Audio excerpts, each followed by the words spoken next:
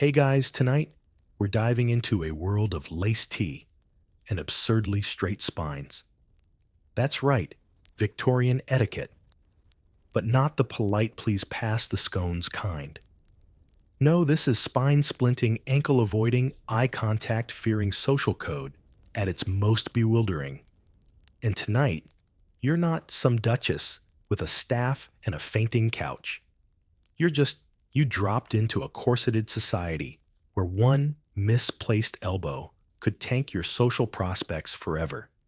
So before you get comfortable, take a moment to like the video and subscribe, but only if you genuinely enjoy what I do here. Let me know in the comments where you're tuning in from and what time it is for you. Now dim the lights, maybe turn on a fan for that soft background hum, and let's ease into tonight's journey together.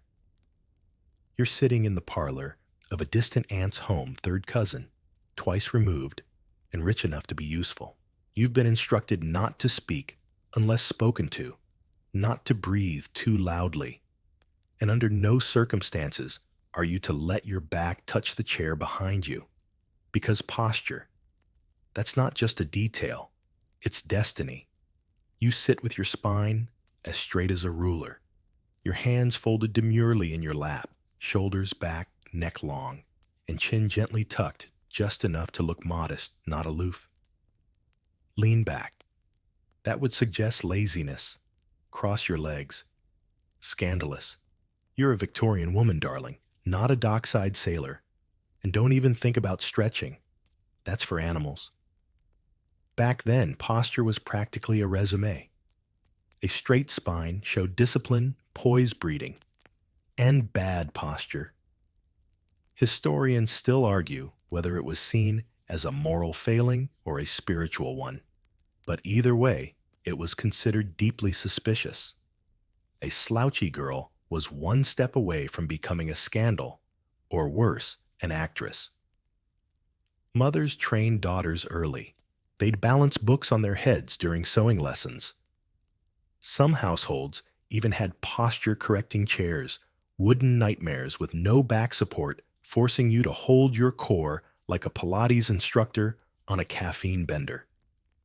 You'd sit in that thing for hours while embroidering something you'd never use, being watched like a hawk by someone named Aunt Agnes. Why so much fuss over posture? Because your body spoke before you did. There was a whole visual language. A lifted chin said confidence within reason, slumped shoulders suggested sorrow, or, well, sloth. That's right, one of the 7 deadly sins, all from a lazy shoulder blade. But the scrutiny wasn't just in the home. Oh no, it followed you into carriages, into churches, into ballrooms. Imagine walking into a gathering where every mother present is secretly grading your vertebrae. At any moment, someone might whisper behind a fan. Such a shame about Miss Everly. Her posture's gone quite common lately, and it didn't stop with how you sat. The way you walked was equally policed. You must glide, not march, not shuffle glide. Your feet should barely lift off the floor. And always, always with your toes pointed forward, heels making a sound. You're basically announcing moral decline. Walking posture had its own tools. Girls were sometimes fitted with backboards, tight, stiff wooden devices strapped to the torso like medieval armor under a dress, supposedly to correct curvature. In reality, torture devices disguised as virtue. There's even an apocryphal tale of one finishing school where girls were tied to the wall with ribbons looped through their corset stays to ensure they didn't lean. If the ribbon slackened, they were wrapped on the knuckles with a fan. It's unclear if this is true or just another tale from the era's vast catalog of feminine misery, but it feels spiritually accurate, doesn't it? Now, if you were upper-class, posture wasn't just enforced, it was expected as a mark of refinement. Meanwhile, the working-class girl who might have the same poise from sheer muscle memory, was dismissed as trying too hard. Because, of course, elegance was only elegant when inherited, never learned. And here's where it gets especially odd. The obsession with posture wasn't just about beauty or elegance. It was linked to your insides, literally. Physicians, well, people called physicians, claimed poor posture squished your organs, ruined your femininity, and could even make childbirth harder. Everything came back to childbirth. Always. And yet, despite the supposed importance of good posture corsets, those rib-crushing, lung-collapsing monstrosities were still the norm. Ever tried sitting with poise while your entire torso is being cinched to the width of a baguette? It's a special kind of irony that would make a chiropractor weep. But society didn't care. Girls were judged relentlessly on the elegance of their silhouette. That meant posture so severe you felt your shoulder blades evolve into sentient beings by age 16. It got worse at social events. Say you were lucky or unlucky enough to attend a formal dinner. At any given moment, you were being watched. Did you sit too close to the edge of your chair? Did you lean on your elbows? Did your spine curve even slightly while sipping soup? The wrong angle, and you could be whispered about for months. Did you see her during the second course? I believe she bent. There were even etiquette books, printed by the dozen, filled with absurdly detailed instructions on how to sit, stand, bow, and even sneeze without compromising your dignity. One even advised women to never lower the neck while picking up a dropped item, bend at the knees, and keep the spine upright lest onlookers presume intentions of flirtation. That's right. Bending down to grab your glove was a moral decision. So, you adapt. You endure. You learn to keep your back rigid even when your emotions aren't. You practice smiling without slouching, sitting without sinking, existing without offending. And somewhere along the line, you realize the spine wasn't just about bone alignment. It was about social alignment. And yours better match theirs or else. And let's not forget the lifelong consequences. Generations of Victorian women grew up to suffer chronic back pain, pinched nerves, and muscular fatigue, all in the name of respectability. But at least they weren't seen slouching. Still, even in the face of absurdity, women found quiet resistance. Some added extra padding beneath dresses to look more upright. Others trained themselves to appear straight while subtly leaning against walls or furniture. And some bravely, gloriously just slouched when no one was looking. Because sometimes survival meant pretending to care about decorum while secretly giving your spine a break. You sit upright. Of course, posture still perfect. Thighs glued together, hands folded just so. But now your fingers twitch slightly, reaching toward the small folding fan nestled beside your teacup. It's your only weapon in this parlor battlefield, and you wield it not for heat, but for communication. Because in the Victorian world, you're not allowed to say what you actually think, especially if you're female, unmarried, and under the eye of every overbearing aunt in a 5-mile radius. So what do you do instead? You speak with a fan, a delicate, fluttering ostrich-feathered lie detector. Welcome to the bizarre and weirdly complex language of fans. Now you might be thinking, surely this is just dainty flirting. But oh no, it's a full-blown code system, a tactical espionage tool disguised as an accessory. Because speaking openly to a man, scandalous. Winking daring. Passing him a secret message with your eyelashes and a flick of the wrist. Utterly acceptable as long as no one else caught it. The fan language had a whole glossary. Drop your fan. We shouldn't be seen together. Snap it closed quickly. Leave me alone. Rest it against your right cheek. Yes. Left cheek, no. Slowly draw it across your eyes. Forgive me. And if you cover your heart with it, I love you. Subtlety was survival. Fans were the DMs of their day. Historians still argue whether every woman truly mastered this secret syntax, or whether it was mostly wishful thinking by etiquette writers. Some believe it was a romantic fantasy propagated by publishers trying to sell more illustrated fan guides.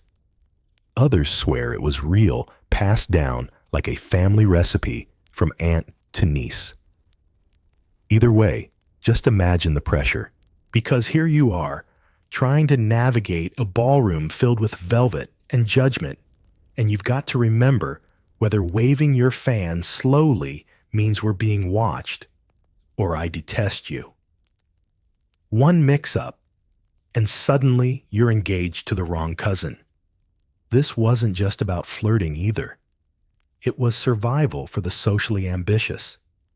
Imagine locking eyes across the room with a potentially respectable, mildly wealthy, not completely awful gentleman. Your mother is watching, so is his. You can't speak, but your fan is in your hand, open half shielding your face, fluttering gently. You glance over the edge, then snap it shut. A message delivered. He gets it or doesn't. Maybe he thinks you just had a wrist cramp. Or worse, that you're declaring your undying love when really you were saying, I see you and I'm interested, but my aunt is sitting 3 feet away and currently choking on a scone. That's the risk of Victorian fan language. It's theater. Every movement is loaded. Every gesture, a gamble. And what's worse, everyone else knows the rules too. So if you accidentally scratch your nose with the wrong flick, you might set off a week-long gossip chain that ends in a ruined debutante season. The fan wasn't the only accessory under this heavy social microscope, but it was one of the few that gave women a form of power. And that's saying something. Because in a world where you couldn't vote, couldn't own property unless you were widowed, and couldn't cross a room unchaperoned, a fan was your Morse code, your eyelinered megaphone, your stylish defense mechanism. It's also worth mentioning that fans were not cheap. A fine lace fan imported from France and carved with ivory or mother of pearl cost a small fortune. So not only were you learning a secret language, you were expected to perform it with a fragile piece of artisan craftsmanship balanced delicately between your fingers. Drop it, break it. That wasn't just clumsy, it was symbolic. Like dropping your reputation right onto the parquet floor. Oh, and fan etiquette changed depending on time and place. What was acceptable in a drawing room might be too forward for the theater or too subtle for a garden promenade. Some women even carried different fans for different occasions, one for church, simple, modest one for parties, flamboyant, possibly feathered, and one for flirting deviously intricate and possibly imported from Spain, because nothing said mystery like a Spanish fan. There's even a fringe theory among fashion historians that fan gestures were intentionally ambiguous, giving women plausible deniability if a message was misunderstood. After all, you couldn't be held accountable for accidentally covering your face and glancing through the lace like a silent film villain. And yet, even with all its potential for mischief, the fan was a tool of discipline. You had to sit still, hold it lightly, move it smoothly, no frantic waving, no fidgeting, no using it to swat your annoying little brother during garden parties, even if he definitely deserved it. Using a fan properly meant elegance, but using it expressively meant skill. And when you think about it, this entire system was a workaround. a clever fluttering rebellion against the rules it lived within. Women weren't allowed to speak their minds, but they could whisper with silk and feathers. Which makes you wonder, how many grand romances, secret affairs, or polite rejections happened without a single word spoken? How many engagements were encouraged with a glance and a carefully timed flick of the wrist? How many hearts were broken because someone misread a signal, or worse, read it correctly and had no intention of responding? And finally, picture this. You're at your last ball of the season. Your fan's lace edge is starting to fray from overuse. You've dropped it twice tonight alone once, intentionally once, because you tripped over your own crinoline. You see him across the room, the one you meant to send signals to last week. This time you try again. A glance, a flutter, a flick. Maybe he catches it. Maybe he doesn't. But you hold your fan, high composed, unreadable, because even if you're boiling inside a gown with 37 buttons, you still know how to say everything without saying a word. You're getting used to the fan. Sort of. At least it gives your hands something to do, while you try not to commit the next major faux pas, which surprisingly has nothing to do with elbows on tables or improper curtsies. No, tonight's weird etiquette trap is hiding right beneath your skirts, or rather, not hiding. Because tonight we talk about pockets, or the infuriating lack thereof. Welcome to the Victorian pocket crisis. Now you may think a pocket is just a place to stash your lip balm, or that old movie ticket stub from 2017. But in the 1800s, pockets were a political statement, which is hilarious considering they were also tiny sewn-in sacks. Here's the problem. You don't have any. Not real ones. Not like the men do. Back in the day, women used to have pockets. Big ones, too. In the 1700s, they wore them tied around the waist under layers of skirts, reachable through slits in the dress. You could store all sorts of things. Keys, coins, a small snack, maybe a passive-aggressive note for your sister. But by the time Queen Victoria took the throne, something dreadful happened. Fashion. Suddenly silhouettes got tighter, skirts more sculpted. The high-waisted empire style gave way to crinolines and bustles. Dresses became architectural projects, and the idea of cutting a hole in the side of your carefully constructed gown just so you could carry your stuff outrageous. Indecent even. A visible bulge where a lady stored her handkerchief. Simply unthinkable. So you're left with nothing. Or worse, you're told to carry a reticule, a tiny decorative handbag the size of a fig. It's dainty, it's fashionable, and it holds approximately 3 things: a coin, a calling card, and the weight of your crushed autonomy. Historians still argue whether this shift away from functional pockets was an accident of style or a deliberate act of control. Some suggest that by depriving women of a place to carry items, society kept them more dependent. After all, if you can't carry money, how far can you really go? And so, here you are. You've been invited to tea across town. You need a handkerchief, a comb, maybe a key, but you've got nowhere to stash it. You have to ask your brother, or worse, your maid. You could tuck something up your sleeve, sure, but that only works until you bend your arm and drop your front door key into the fireplace during dessert. It's not just inconvenient, it's absurd. Men's clothing, by comparison, is a veritable storage system. Waistcoat pockets, coat pockets, trouser pockets, secret inside pockets for pocket watches and snuff boxes. They're practically portable filing cabinets. And what do you get? A decorative pouch tied with a ribbon. Of course, the expectation was that you wouldn't need to carry anything. What could a proper lady possibly require outside the home? Your role was to be decorative, domestic, and delightful, not to lug around keys or small jars of jam. And if you did dare to venture out with your own money or items that was suspect, independent women were risky, troublemakers, possibly French. But women, as they tend to do, got creative.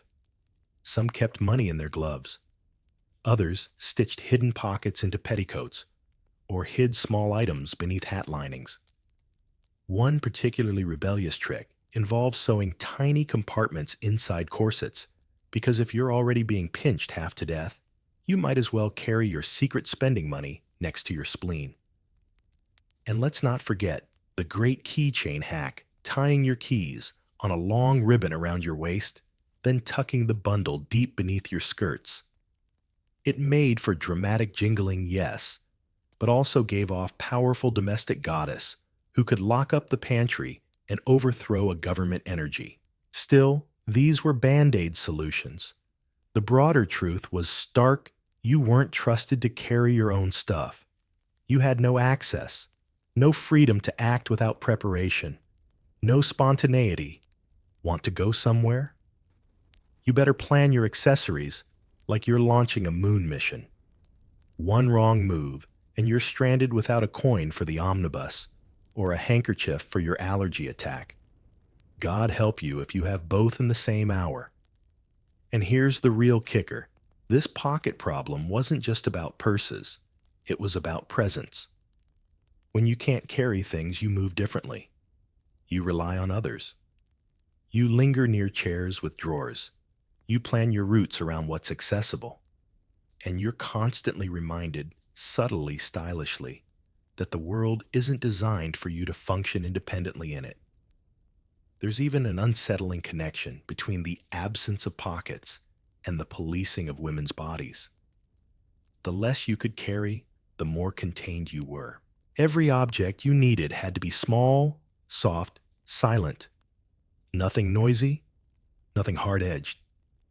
A woman with bulging pockets was a woman with agency. A woman who might go somewhere, buy something, or heaven forbid, write something down.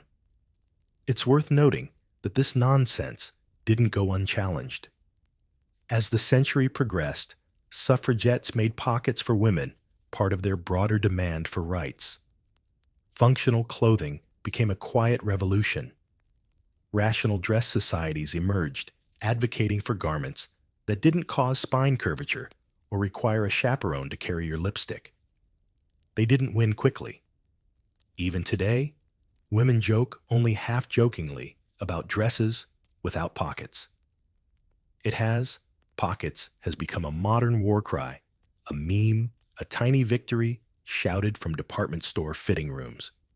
So tonight, as you fumble for your comb and end up dropping your reticule into a fish pond because the ribbon slipped, take a moment to appreciate the sheer absurdity of it all. You live in a world where an entire gender had its carrying capacity surgically removed by a society obsessed with control disguised as fashion. And maybe, just maybe, you tuck a small stone into the hem of your gown, not for use, just to know it's there. Your own tiny rebellion rattling quietly as you walk past the tea table. You're standing by the doorway, ready to step outside, but something's wrong.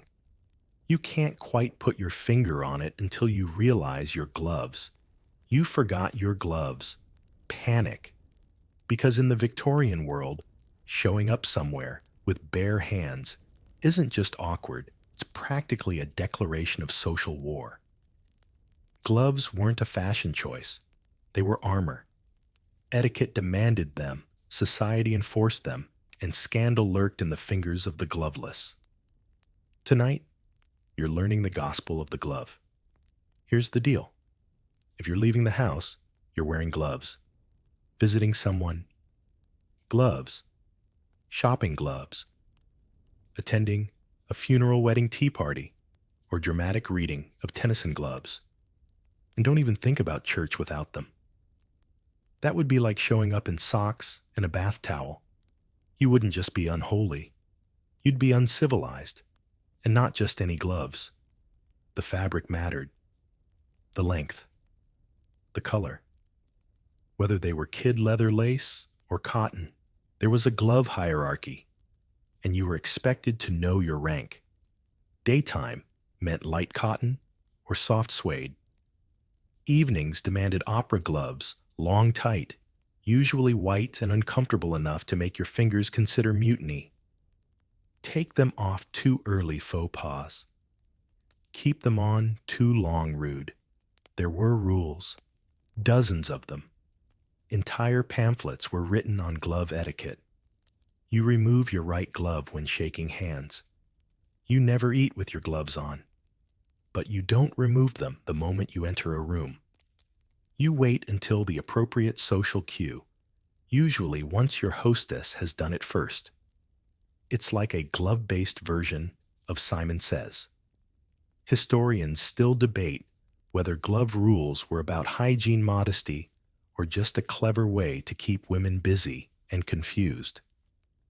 Some say gloves protected delicate hands from dirt and disease. Others argue it was about class. If your hands were clean and smooth, that meant you didn't work, which meant you were better. But there's another reason too, touch. Bare skin was intimate, scandalous even. A man touching a woman's hand without gloves could ignite a flurry of gossip and 6 ruined reputations. So gloves became a buffer. Literal social insulation. A gloved handshake was proper, a bare one, practically a marriage proposal. Which makes things extra awkward when you want someone to touch your hand.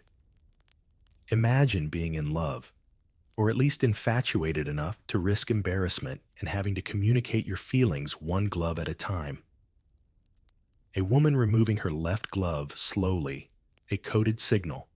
A man brushing her bare fingers with his a full-body thrill and probable family intervention. And yet gloves weren't just barriers. They were stage props in the theater of flirtation. A lady might accidentally drop one, knowing full well a gentleman would dive to retrieve it. That tiny scrap of fabric would become a relic. Some men even kept their beloved's glove as a keepsake tucked in a coat pocket or a diary. Historians have found pressed gloves next to love letters still faintly scented with lavender or desperation. But here's the catch. Gloves were expensive. The finest ones came from France, hand-stitched, butter-soft, and ruinously priced. Poorer women made do with hand-me-downs or imitations.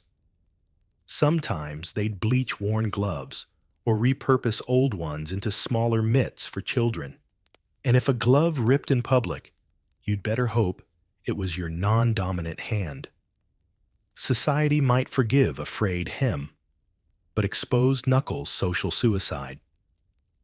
You even had to carry gloves a certain way, never stuffed into a bag, always neatly folded when removed.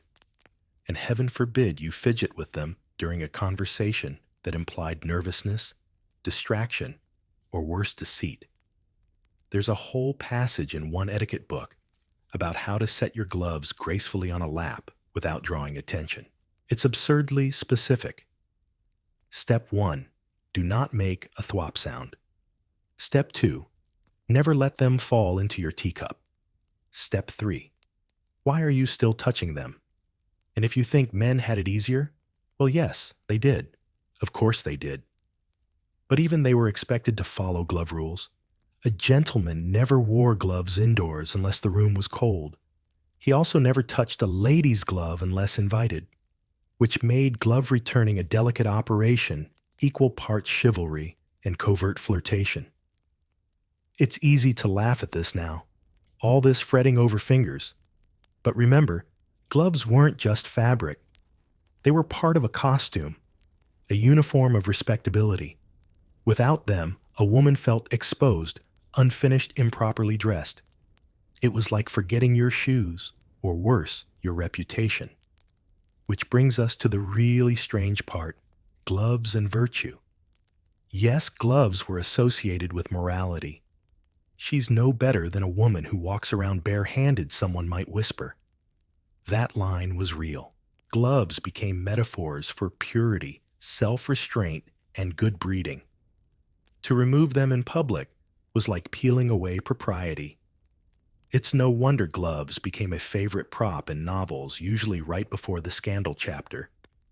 So here you are, walking into your aunt's parlor, 5 minutes late, hoping no one notices your gloveless state.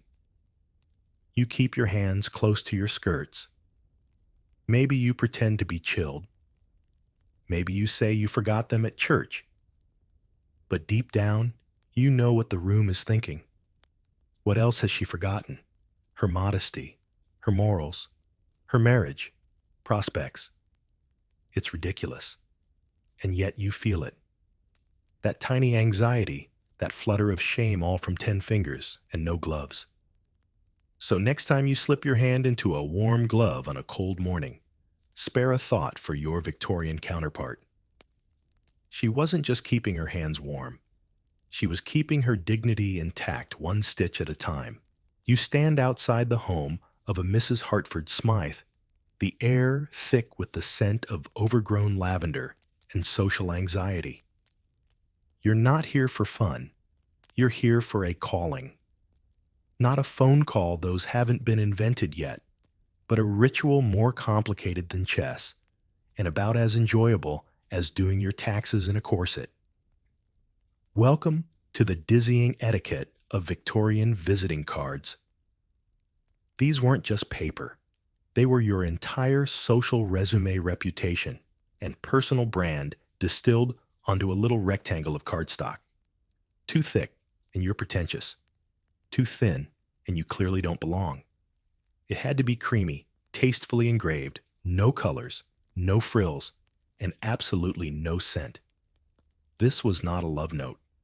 This was diplomacy. And you're not just here to say hello. You're performing an elaborate social dance where one wrong move, a premature knock, a misfolded card can doom your reputation for a full season. Historians still argue whether the visiting card culture emerged from genuine civility or from a desperate need to avoid having to actually talk to people. Either way, it became an institution. So you reach into your tiny card case, tortoiseshell. If you're lucky, faux mother of pearl. You extract the card with your glove fingers, right? Glove still on left glove, off, because rules, and hand it to the maid. Now here's where it gets interesting. You don't get to walk in. Oh no. If you're not expected, you leave your card at the door. Literally. This is what's called leaving one's card. And it is Victorian for just checking in to make sure I'm still part of your acceptable friend tier. Sometimes you leave one card for the lady of the house and one for her husband. If you're especially bold or painfully correct, you fold the top left corner to indicate you're calling in person and not just dropping by in the hope of sponge cake. A folded bottom corner meant condolences. An edge turned under meant congratulations. There were so many tiny signals on these cards, they might as well have come with subtitles. If your card is accepted and you're invited in, congratulations. You now have to navigate the actual visit. This means entering a drawing room like you're made of lace and self-doubt, perching on the edge of a settee, never leaning back. Remember posture and preparing for 15 minutes of intense performative civility. No more, no less. Staying too long is rude. Leaving too soon is worse. You must speak politely about the weather, the Queen's latest headache, or that absolutely dreadful wallpaper Mrs. Trimble chose while pretending you're not here, purely out of obligation. You may not talk politics. You may not talk religion. You may certainly not talk about how bored you are. Laughter is allowed, but only gently, with handkerchief-ready delicacy. The loud kind of laughter, the one that might suggest joy or confidence, that's for taverns and men. But let's rewind for a moment, because getting to this visit required a whole pre-visit ballet. You can't just visit anyone. You must be properly introduced by a third party. Otherwise, it's forward and worse tacky. And if someone calls on you, etiquette demands you return the favor within a week. But not too soon. That's needy. And if someone calls and you don't call back, that's a snub, a declaration. The friendship is over, and you will now be referred to in whispers and side eyes at the dressmakers. It's exhausting. It's relentless. It's paperwork with shoes. Even the storage of these cards was strategic. Most genteel homes kept a silver tray in the entry hall where guests would deposit their cards, and because appearances were everything, some families, especially during a slow social season, would fluff up the tray with old cards to make it seem like they were more in demand than they actually were. Yes, that's right. People faked popularity using decorative litter. There were also specific calling hours, typically 3:00 to 5:00 p.m., unspoken but ironclad. You showed up before 3 hour, you were trying too hard. After 5 hours, you were a bohemian with no sense of decency. Even the weather played a role. A sunny day might suggest a longer visit. Rain meant you should keep it brief and pretend your carriage is double parked. And woe unto anyone who forgot their card case. You couldn't simply announce yourself. You had to leave something. There's a recorded case of a woman who had to tear a corner from her shawl and leave it with her initials hastily inked on the fabric. Dramatic? Absolutely. Effective. She was never invited back. Calling cards were also a battleground for women asserting social mobility. A slightly larger card with bold lettering could signal ambition. Adding a subtle monogram fashionable, including Mrs. or Miss Crucial. Married women could call on anyone. Single women required a chaperone, and even then only if they were previously introduced. Divorcees taboo, unless they had money. Then they were eccentric and subject to curious forgiveness. And let's not forget the gentlemen. Men were expected to call upon other men and sometimes upon the lady of the house, but only as part of an orchestrated plan involving family alliances, employment prospects, or low-key romantic espionage. If a gentleman left his card, it better come with a purpose, and if he folded the edge, people talked. Imagine the stress. Every social step was pre-calculated. Every visit was a minefield of folded corners, timed departures, and chair upholstery judgment. No one could be honest. No one could be spontaneous.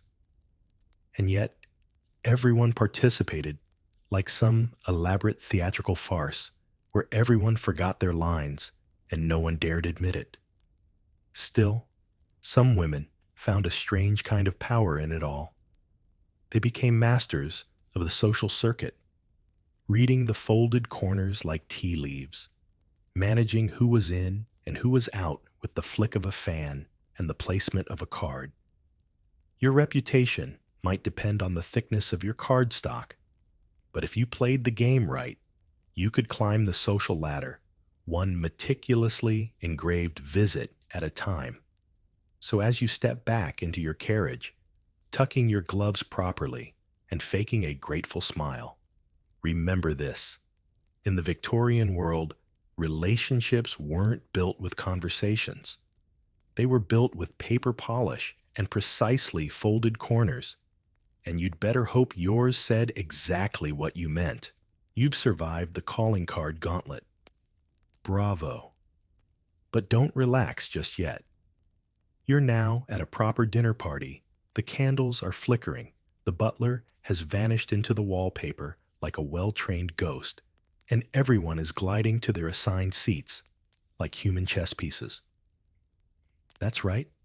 Tonight the battlefield is the dining room, and your weapon is chair placement.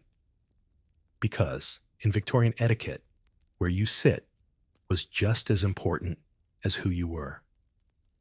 Welcome to the world of seating hierarchy, where your social worth could be measured in inches from the host's elbow. First off, you do not choose your seat. That would be madness. No, the host or hostess does. Usually, the hostess. She arranges the seating in advance with the seriousness of a military campaign. Calling cards or handwritten nameplates are sometimes placed discreetly on the table. If your name isn't where you expected it to be, say 2 chairs farther down than last time, you're in disgrace. Quiet, unspoken disgrace. The head of the table is sacred territory. The host and hostess sit at opposite ends like the monarchs of a candlelit kingdom. To their immediate right and left are the guests of honor, high-ranking visitors, potential suitors, minor nobility, or people with excellent gossip potential. If you're lucky enough to land a spot near them, congratulations. You're interesting this week. If you're seated near the center, you're middle tier, solid, dependable, not exciting, but not a scandal risk either. And if you're near the foot of the table, well, you probably sneezed too loudly at the last garden party, or were overheard referring to Lady Thistlewaite's wig as overambitious. This isn't just dinner, it's a social audit. Your seat tells everyone how the hostess ranks you. Closer means favored. Farther means forgettable. And if you're seated next to someone unpleasant, that's not an accident. It's a message. Maybe you need humbling. Maybe you're being punished. Or maybe the hostess just enjoys a little chaos with her soup course.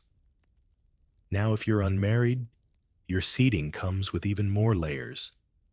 Young ladies are often placed strategically near eligible gentlemen, but not too close.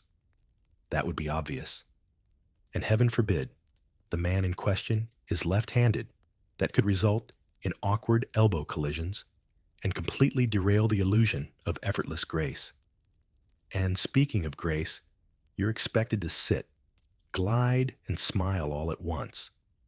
When your seat is pulled out always by a servant or the gentleman beside you, you must lower yourself in one fluid motion. No thuds, no shifting. Your back never touches the chair. That's for after dessert, maybe. Your hands rest gently in your lap unless you're eating.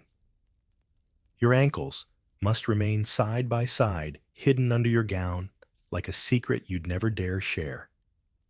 But here's a quirky detail you might not expect. Women never sat down before the hostess, ever.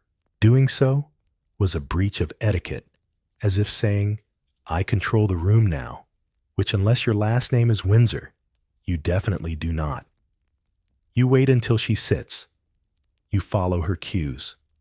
She sneezes. You practically bless yourself.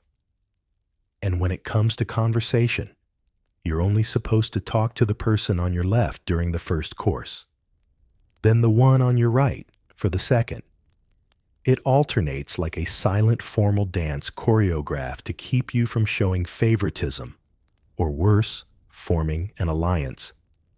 This rule was particularly stressful if you happened to be seated next to someone dreadfully boring, like Major Fortescue, who only talks about pigeons, or Miss Barrett, who insists potatoes are a Protestant vegetable. Historians note that these seating rituals weren't just about control, they were about stability. With so many rules in play, nobody could cause trouble without it being painfully obvious. A young man trying to flirt too boldly with a debutante. Impossible, he's stuck 3 seats down, forced to chat with her cousin. A newly wealthy industrialist hoping to outshine old money. Not likely, he's seated just far enough from the hostess to remind him that coal money isn't real money. Now there were exceptions.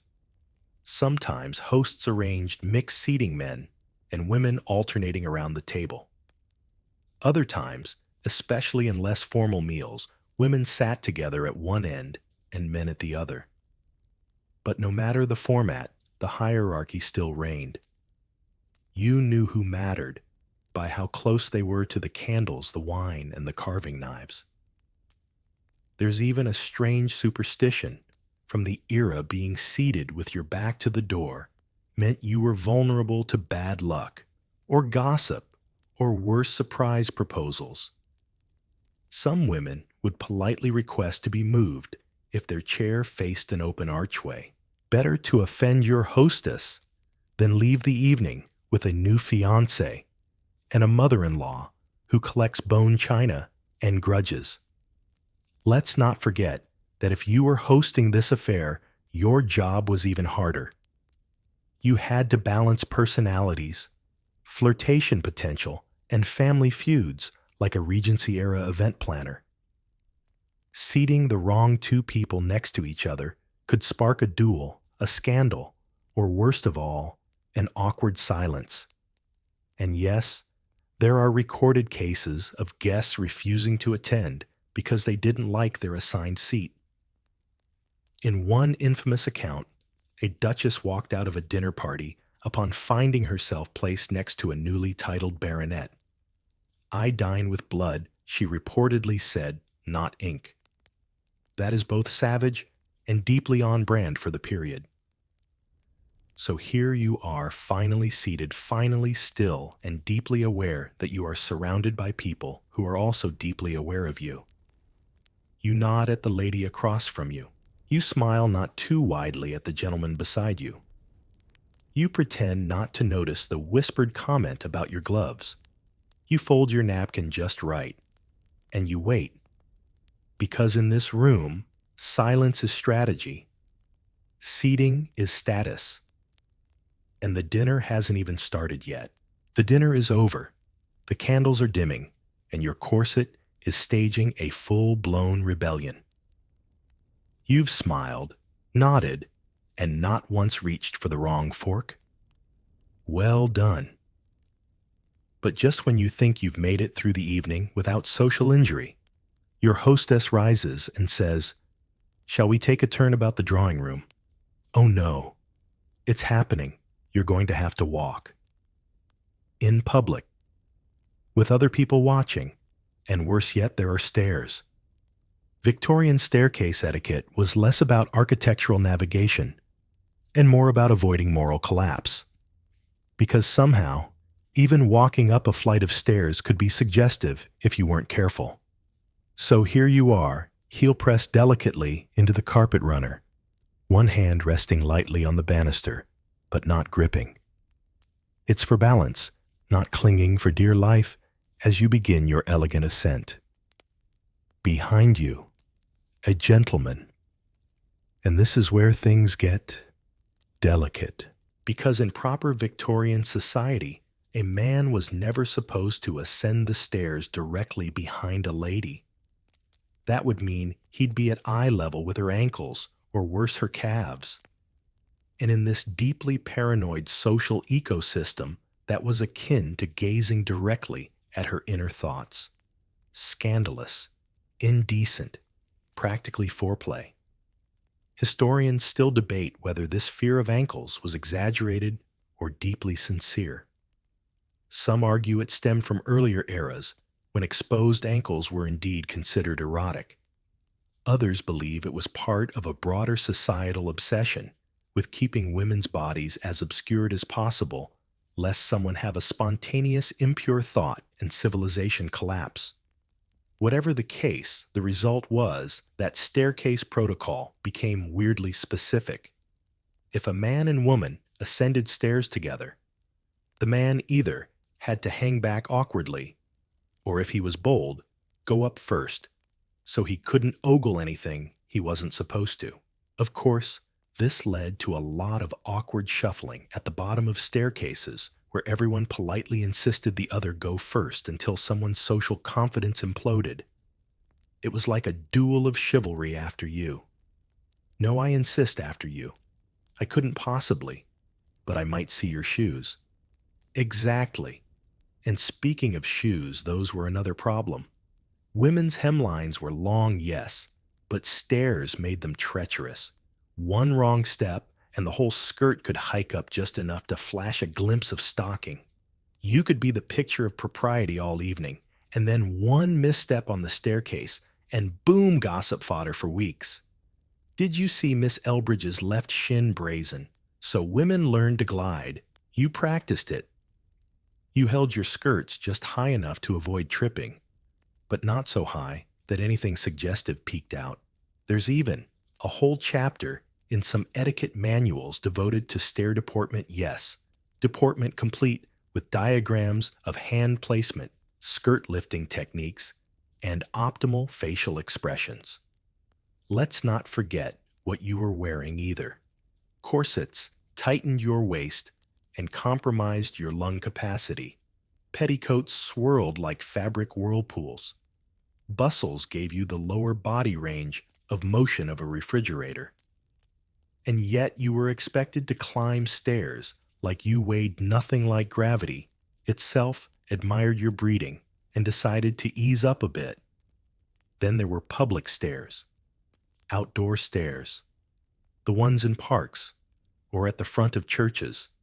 Those were extra perilous. Not only might you trip and fall, but you'd do it in front of people, men specifically, who weren't family and therefore had no business knowing whether you were capable of balance. In these cases, women often had a companion, preferably another woman, or at least a very elderly male relative, to create a protective buffer zone. Now descending stairs was a different kind of danger. Going down meant your face was visible, but you had to look at the steps, not the people watching. Eye contact while stepping down. That could be interpreted as boldness, a declaration. I know I'm walking toward you and I mean it. Not ideal. Worse, if a man waited at the bottom of the stairs, he had to avert his gaze or stare very intently at a nearby painting. Looking up was strictly taboo. Too direct. Too forward. Too French.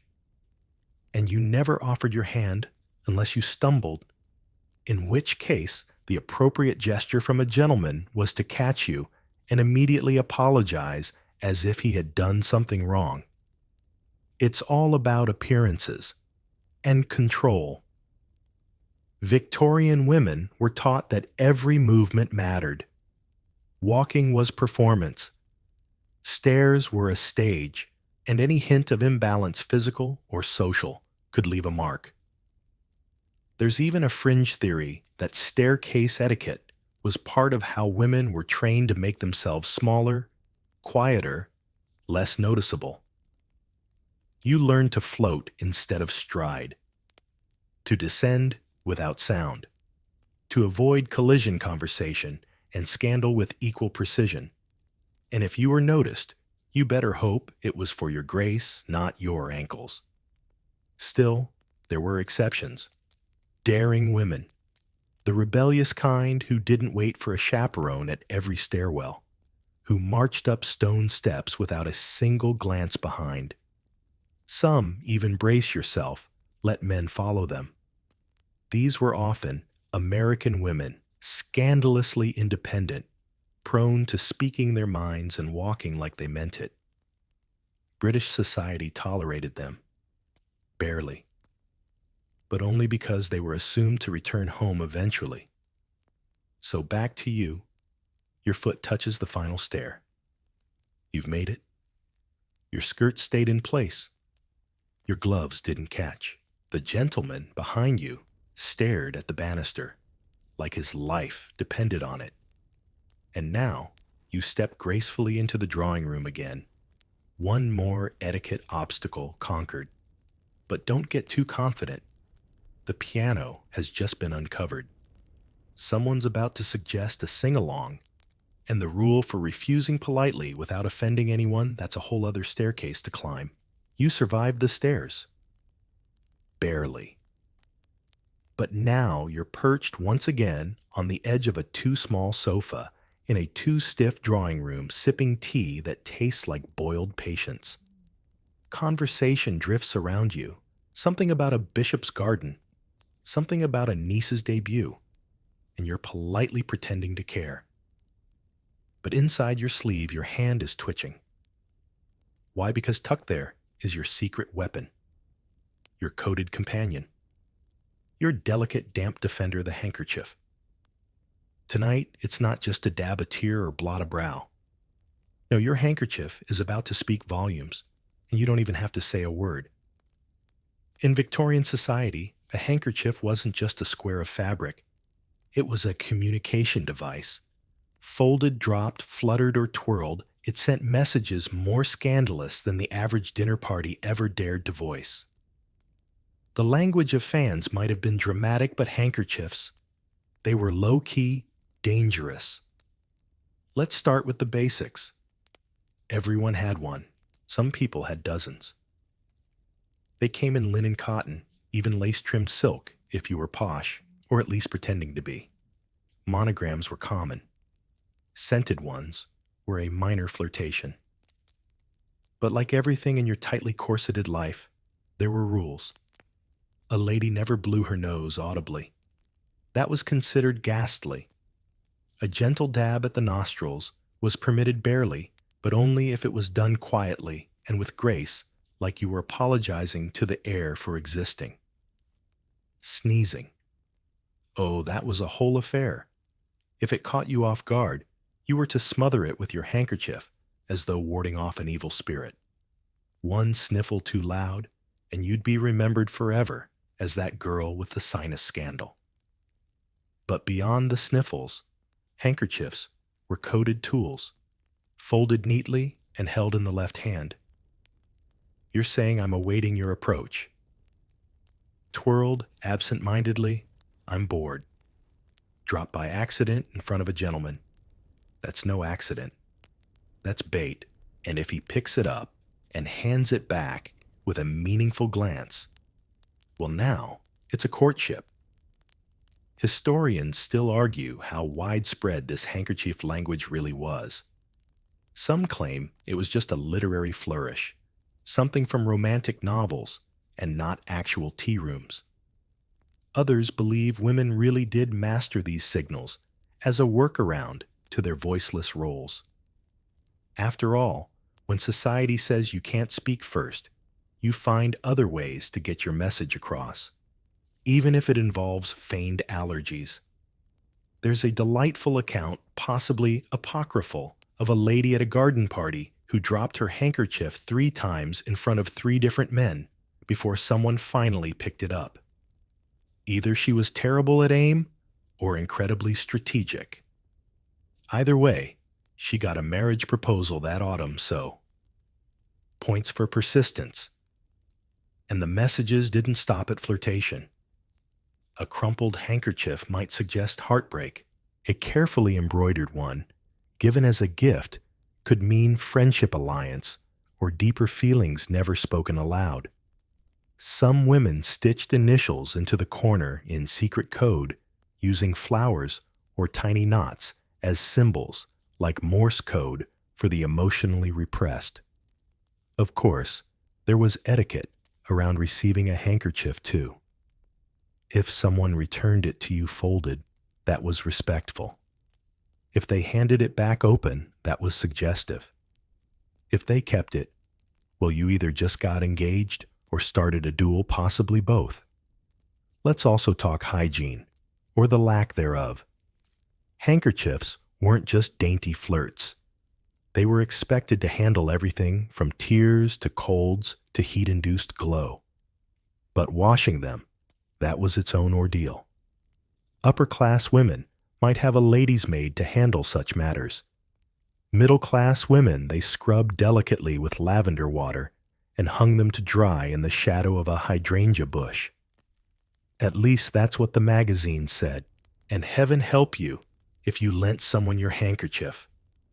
That was an intimate gesture, more intimate than a handshake. Lending it to a man meant something. Accepting one from a man, that was practically a contract. You didn't just borrow a man's linen square, you committed to it. But sometimes it was weaponized. Think of the passive-aggressive sniff. the carefully timed dab of a dry eye during a dramatic reading. One woman reportedly caused a full household rift by accidentally leaving her lace-trimmed handkerchief on a rival's chaise longue, embroidered with a monogram that wasn't hers. The scandal unspooled for months. It wasn't all drama, though. Handkerchiefs also had sentimental weight.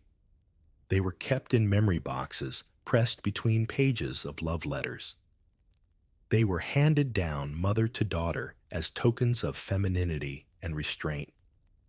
Some were used to dab the foreheads of dying soldiers, others to hold wedding rings during hasty ceremonies. They absorbed more than tears. They absorbed history. Let's not forget the mourning handkerchief, black-edged, starched, and thick with symbolism. These were used in funerals and periods of grieving, which could last for literal years, depending on how dramatic you felt about your great-uncle's departure. Women were expected to cry with dignity, and the right handkerchief was part of that toolkit. Too soft, you lacked backbone. Too rough, you lacked breeding. Just right, you were the paragon of grieving grace. And then there were theatrical uses.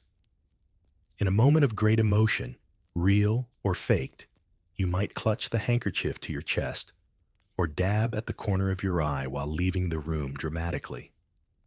These were gestures everyone recognized. You didn't need to say, "I am emotionally devastated by Lord Featherstone's engagement." You just twisted your monogrammed linen with trembling fingers and floated out of the parlor. Some women made a whole persona around their handkerchief habits. "Oh, Miss Winthrop is always twisting hers. She must be terribly sensitive." "Did you see Lady Rowena's handkerchief? Scalloped edges. From Paris.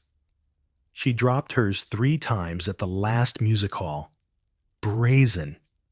So tonight, as you tuck your handkerchief back into your sleeve, carefully folded, scented with rose water, and embroidered with just the right degree of subtlety, you know its power. It is protection, expression, sometimes even defiance. And tomorrow, when you see him again, you just might drop it. On purpose. It's a new morning. A fresh breeze flutters the lace curtains, the sun filters gently through the stained glass window, and somewhere downstairs, someone is warming up the pianoforte. You, meanwhile, are locked in your bedroom in a state of absolute panic. Why? Because your hair is wrong. Victorian hair etiquette wasn't just about curls and combs. It was a full-time moral compass perched on your scalp. And today, you're going to wrestle with Pin's pomade and a healthy dose of social paranoia, because your hair says everything before your mouth gets a chance to say anything at all. Let's start with the basics. Hair was sacred, literally. It was tied to virtue, femininity, and emotional state. Wild hair, wild woman, perfectly coiled ringlets, modest, well-raised, and just the right amount of repressed. No pressure. You are expected to wear your hair up. Always. Unless you're under 13 and mourning, or about to get married, and even then, it's a short window of opportunity. Letting your hair hang loose as a grown woman was reserved for the deeply ill, the recently widowed, or the artistically unhinged. If you so much as stepped into a garden party with your locks flowing free, you might as well show up, barefoot singing pagan lullabies to the hydrangeas. And don't think you get to just tie it back and be done. No, your hair must be styled. Thoughtfully, tastefully, laboriously. Enter the pins. So many pins. You will spend at least half an hour each morning weaving and twisting your hair into a soft yet structured arrangement that looks effortless, but actually requires a small engineering degree. Buns, braids, coils, and the occasional Grecian knot are all in fashion. But not too high, then you're showy. Not too low, then you're slouchy. Somewhere near the back crown of the head seems safe, but even then, if it lists too far to one side, someone will whisper, "She's clearly distraught." And don't forget volume. Victorians loved a little lift, especially at the crown. That's where pomade and rats come in. No, not the squeaky kind. Hair rats were little mesh tubes made of collected hair, sometimes your own, sometimes others, which is a detail we're all just going to emotionally skim over. You'd stuff one under your real hair to puff it up. The result, a fuller, regal look that said, "I have status, I have a maid, and I have not cried in a stable since Easter." Of course, the materials mattered. Hairbrushes with natural bristles, tortoise-shell combs, ivory pins if you were rich bone, if you were middle-class cleverly painted wood, if you were pretending. Hair oil was a must, rose-scented, preferably imported. A greasy sheen was in. Dry hair meant neglect, or worse, poverty. Now let's talk about hair washing, or more accurately, the lack thereof. Historians still argue how often Victorian women wash their hair. Some sources say every 8 to 10 days. Others suggest even less. Weekly hair washing wasn't common because water was a production, heating it, carrying it, not to mention drying your hair without a Dyson Airwrap. So instead, they brushed. A lot. 100 strokes a night. It wasn't just vanity, it was believed to stimulate the scalp distribute oils and prevent moral decay. And if your hair wasn't cooperating, well, that's what hairpieces were for. Women wore extensions, often made from human hair. You could buy them from apothecaries or department stores. Some were woven into your updo. Others were artfully clipped in. The key was subtlety. If someone could tell you had a false tail, you'd be a dinner party punchline. Now, the truly unhinged part, hair as keepsake. Yes, Victorians loved to gift locks of hair. Romantic partners exchanged curls tied with ribbon. Mothers snipped baby curls to keep in lockets. Mourning jewelry bracelets, brooches, even full wreaths were made from the braided hair of the deceased. Entire businesses specialized in turning your dead aunt's tresses into decorative mantelpieces. It's equal parts touching and morbid and extremely on brand for a society obsessed with both sentiment and subtle horror. And speaking of mourning, hair rules got even more complicated if you were grieving. For a widow in full mourning, elaborate hairstyles were frowned upon. You wore your hair low and simple, possibly veiled. No ribbons, no decorative combs. You were to look solemn, but still tidy. Disheveled was acceptable only for the terminally heartbroken or fictional heroines in serialized novels. You also had to adjust your hair based on age and marital status. Unmarried girls could wear softer styles, more curls, and occasionally a ribbon. But married women were expected to graduate to more severe arrangements. The implication being now that you're married, your hair should suggest you're no longer looking, even if your husband is 3 counties away, playing billiards with Lord Grimsby. There's even the fringe tidbit about hair in portraits. If you were having your likeness painted or photographed, you didn't just show up as is. Portrait hair was next level. You might spend hours getting every curl set, every strand shellacked into place. Because once that image existed, it represented your face and hair for decades. Better to look mildly constipated, but properly coiffed, than relaxed and historically forgettable.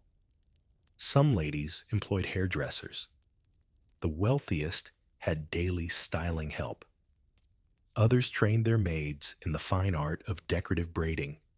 For most, though, it was a solitary task performed in silence before a vanity mirror lit by candlelight, surrounded by potions brushes and the creeping fear that one loose curl might suggest an unstable personality. But here's the twist. Some women loved it. Hair was one of the few aspects of appearance they could control. It was private and public. Yours, but also society's. And within the tight confines of acceptable style, some found creativity. They developed signature twists, signature ribbons, subtle ways to signal rebellion, or at least distinction. And of course, there were outliers. Women who wore their hair shockingly short or scandalously loose. One famous socialite was rumored to have cut her hair to chin length and appeared at the opera hatless. The papers fainted. But the next season, the soft fringe bob became a quiet trend among younger ladies, usually worn only in private salons, or while vacationing in places where no one could tattle to your mother.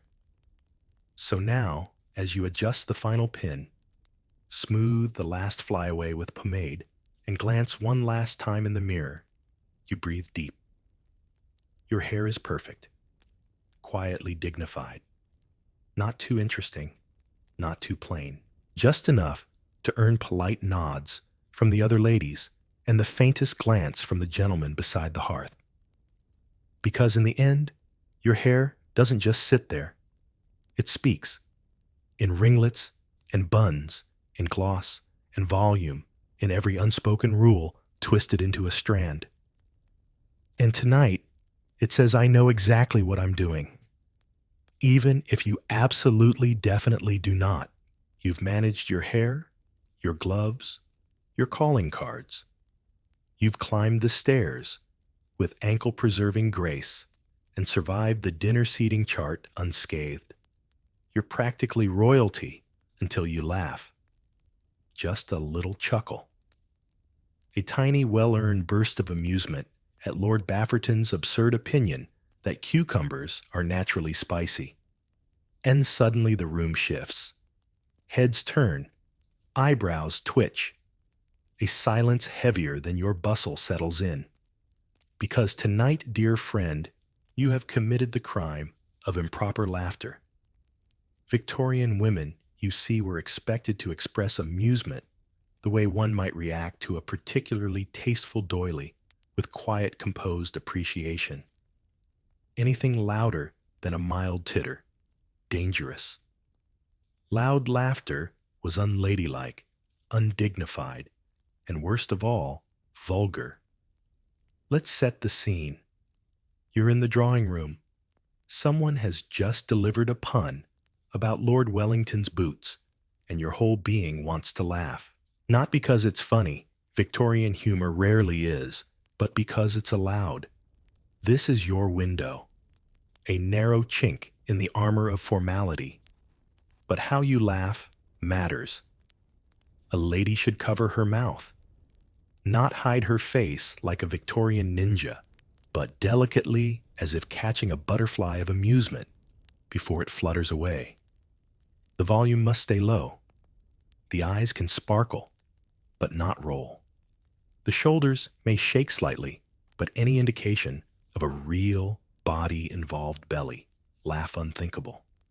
Historians debate whether this repression of female joy was rooted more in gender politics or plain old snobbery. Some believe women's laughter was feared because it suggested agency boldness, even heaven forbid confidence. Others argue it was part of a broader societal push to keep women soft, quiet, and digestible. Either way, the message was clear: laughter, like ankles, must be tightly controlled.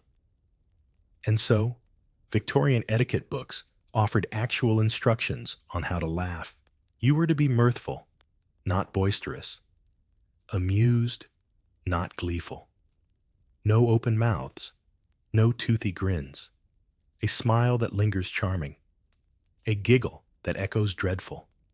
One particularly zealous etiquette guide suggested practicing drawing room laughter in front of a mirror to ensure it conveyed the proper level of contained gaiety without inciting the lesser passions.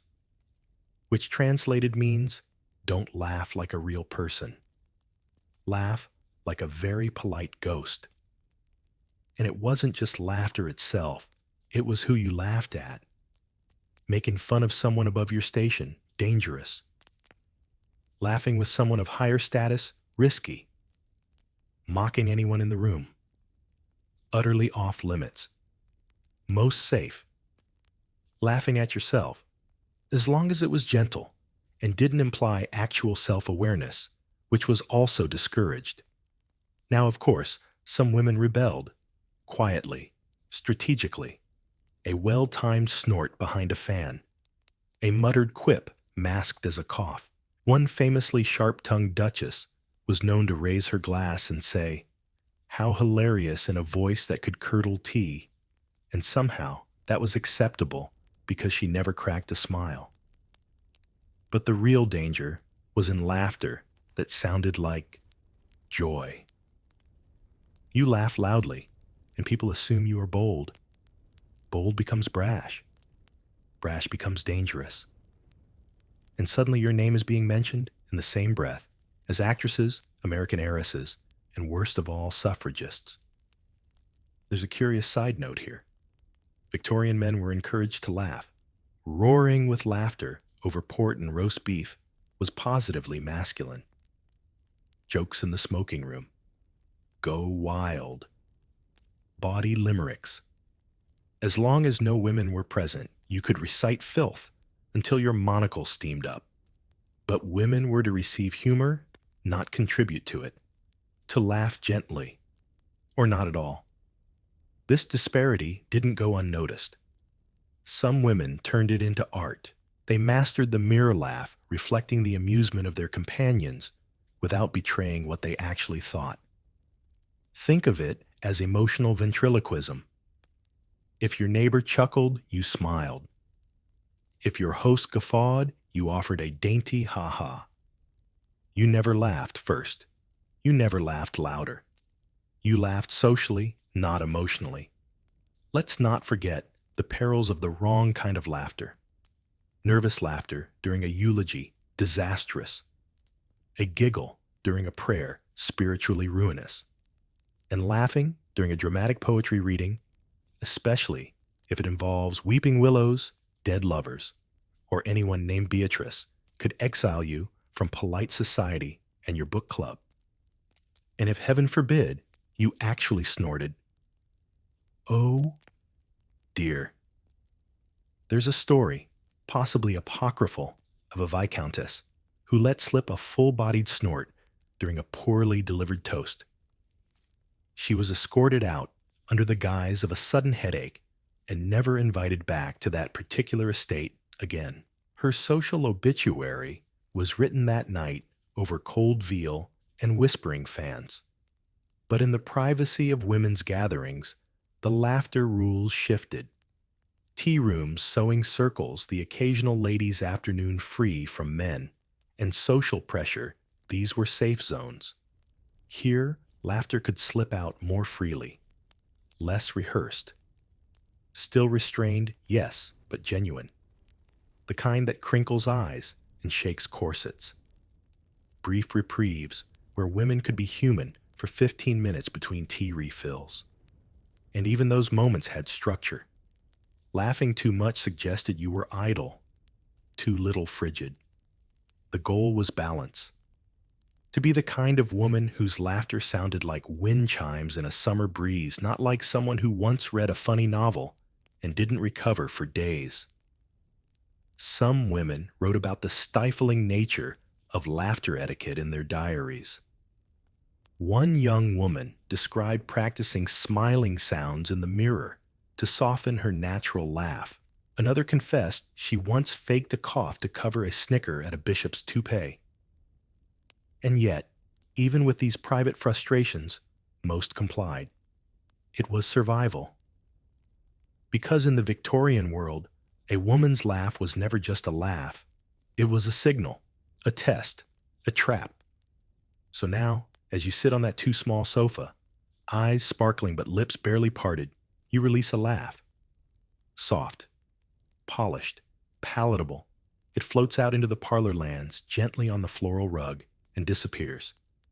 You've passed. But just once when no one's looking, you allow yourself a real one. Sharp, loud, joyful, and utterly forbidden. The parlor has quieted the fires down to a polite flicker, and the guests are beginning their elaborate goodbyes, each one a choreographed display of hats, gloves, and curtsies. But you're staying the night, a guest in someone else's home. A delicate situation requiring supreme grace, silent footsteps, and most terrifying of all, a well-packed overnight bag. Because in the Victorian era, being a house guest wasn't just about showing up with flowers and a toothbrush. No, you were expected to perform hospitality ballet, a precise, exhausting, utterly baffling set of rituals known as guest etiquette. Let's start with your arrival. You never just drop in. You send a note in advance requesting permission to visit, and the hostess, if she has room, replies with a formal invitation specifying dates, times, and in some cases, wardrobe expectations. Yes, really. A weekend house party wasn't just casual mingling. It was a schedule masquerading as a vacation. Once inside, you are no longer entirely human.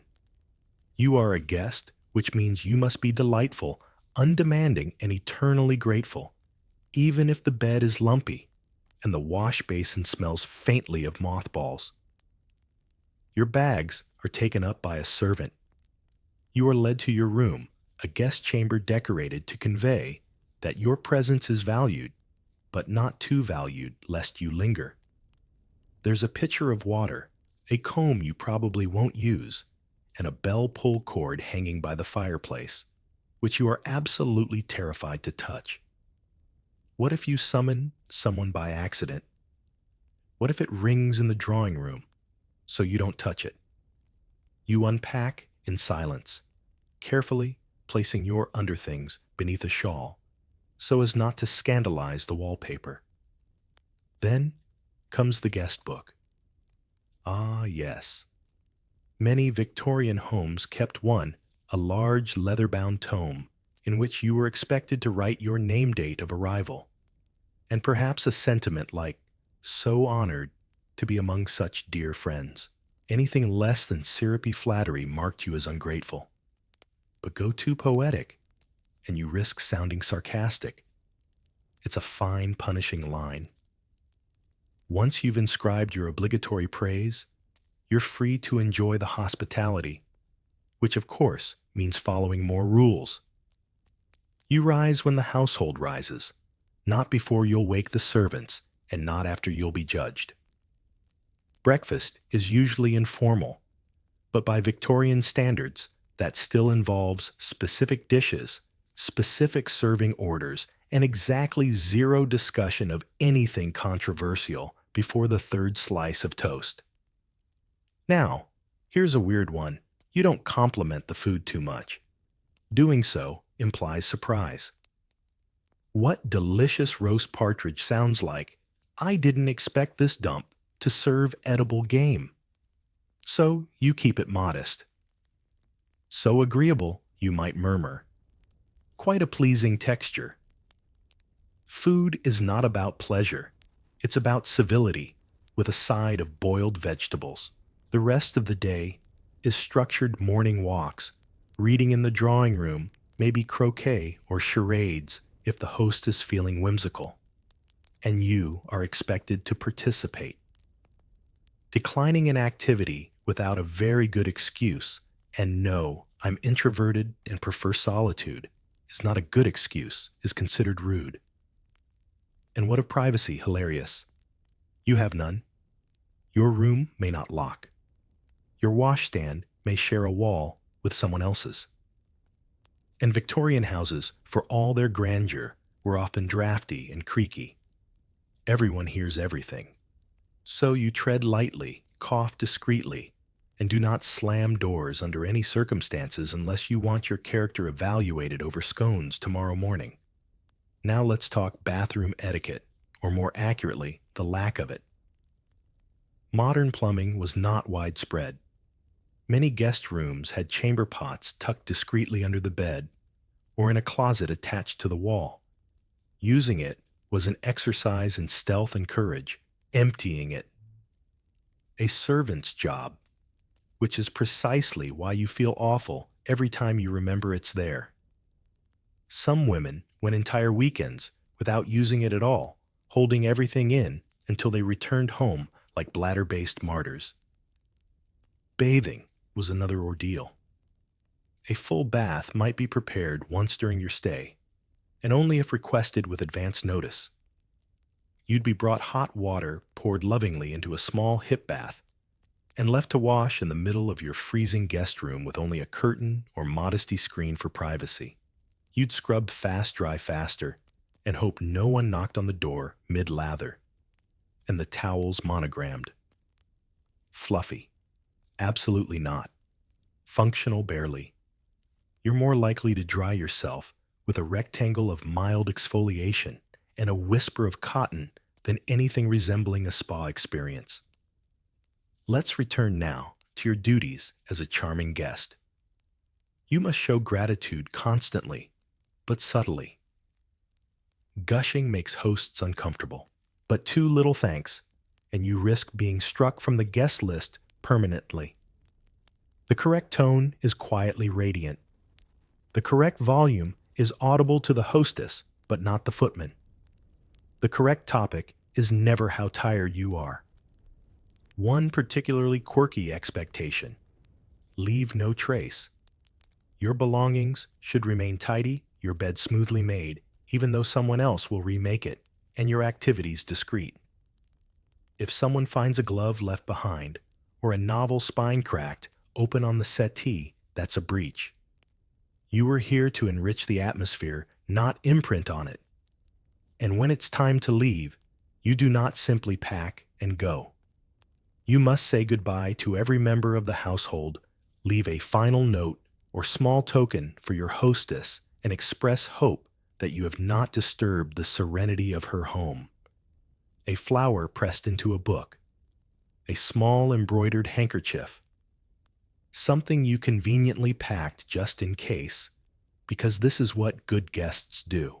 There's even a belief, slightly fringe, but real, that overstaying your welcome brings misfortune.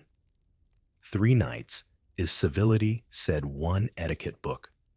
4 invites fate. So you time your departure with surgical precision, no matter how comfortable the feather mattress or how compelling the gossip from the butler. And once you're gone, the host will definitely talk about you. Not maliciously necessarily, but evaluatively. She was punctual to breakfast. He walked too heavily. Her boots left a mark. These aren't just comments. They're votes on whether you'll be invited again. So as you climb into the carriage, gloved hands, folded hat perfectly centered, you allow yourself a breath of relief. You didn't break anything. You didn't overstay. You didn't get caught humming in the hallway. You were the perfect Victorian guest, even if you secretly hate croquet.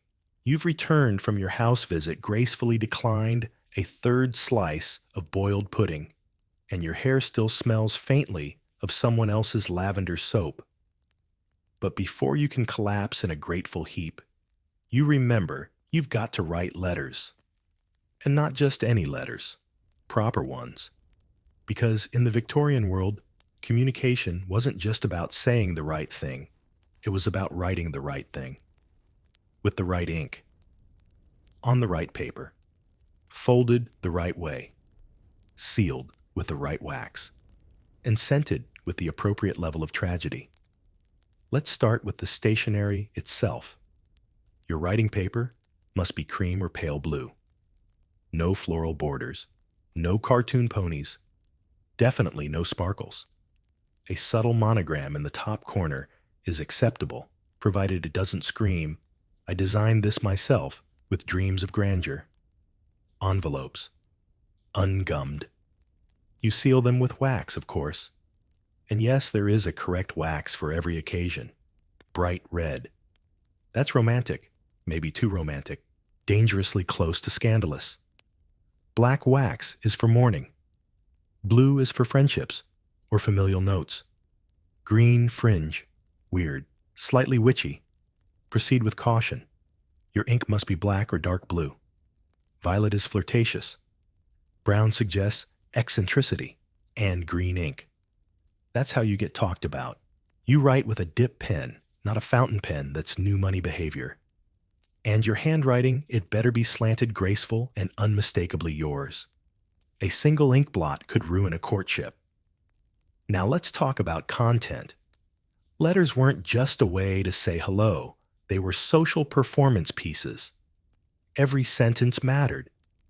You begin with a deferential greeting, referencing the recipient's title if they have one. My dearest Lady Harrowfield, or my most affectionate cousin Edith. No one gets just a hi. That would suggest you're American, or worse, relaxed. The body of the letter is where things get tricky. You're expected to be eloquent, yet brief, witty, yet modest, personal but not confessional. Express too little warmth and you seem cold. Express too much and you might be proposing marriage. And yes, Victorian women did use letters to flirt, but in the most agonizingly subtle way possible. A slightly slanted line, a faint perfume, a carefully chosen phrase like "I thought of our last conversation often," which, trust me, was the 1870s equivalent of "Hey stranger." But here's the kicker: letters could be read aloud by other people to rooms full of other people. So whatever you wrote needed to withstand public scrutiny. Many women even drafted their letters on scrap paper, first editing for tone and margin alignment before copying it onto the final sheet.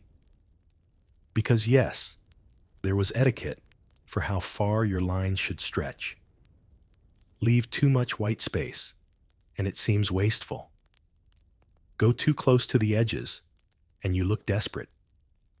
Now, once your letter is perfectly crafted, you fold it in thirds, horizontally, not vertically. Tuck it into the envelope with the writing facing inward, so prying eyes don't get a sneak peek. Then melt a bit of sealing wax, press your personalized stamp into it, and voila. One socially safe communication ready to be delivered by a man who walks 12 miles a day in heeled boots. But what about letters you receive? First, you wait. Responding too quickly makes you look overeager. Waiting too long makes you seem aloof. The sweet spot: 3 to 5 days. Enough time to show you have a life, not so much that you're forgotten. And once you open it, preferably in the privacy of your parlor, you read it twice. Once for content, once for tone. Then you burn it, especially if it contains anything that might someday be used against you. That's right. Burning letters was a common practice, especially among women. Better to destroy a paper trail of half-spoken affections than to have it end up in your mother-in-law's embroidery basket. And then there's the fringe phenomenon of scented paper. Some women infuse their stationery with rosewater lavender or orange blossom oil. The scent lingered when the letter was opened, adding a sensory dimension to the message. Romantic, yes. Risky, also yes.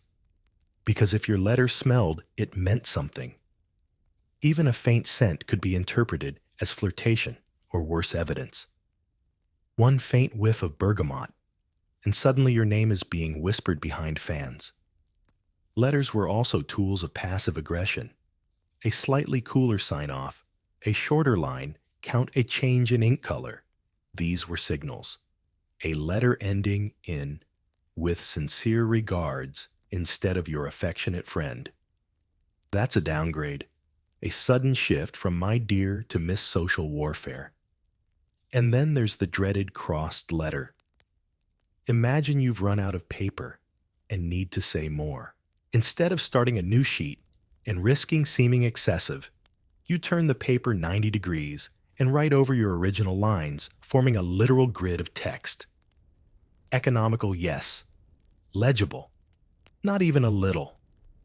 Receiving a crossed letter meant either A, the writer loved you deeply, or B, the writer had no idea how to control themselves.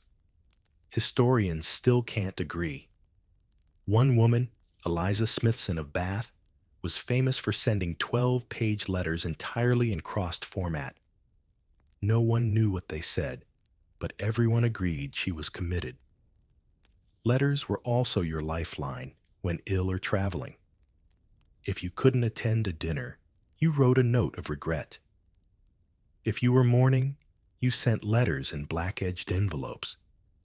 If you were angry, you wrote a letter in pencil so you could erase it later.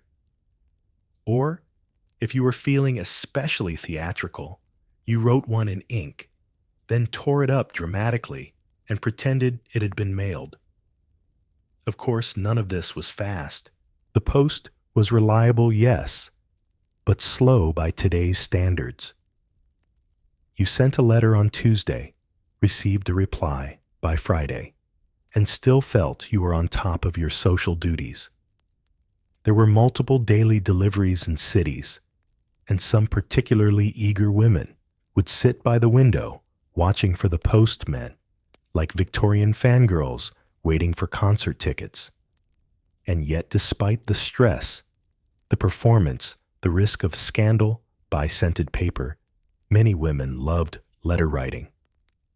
It was one of the few forms of expression they fully controlled. A letter was private, curated, personal. You could be clever. You could be emotional. You could be yourself, or at least the version of yourself you most wanted to be. So tonight, as you tuck your final folded missive into its envelope, seal it with wax and whisper, please don't fall into the wrong hands. You feel a flicker of satisfaction.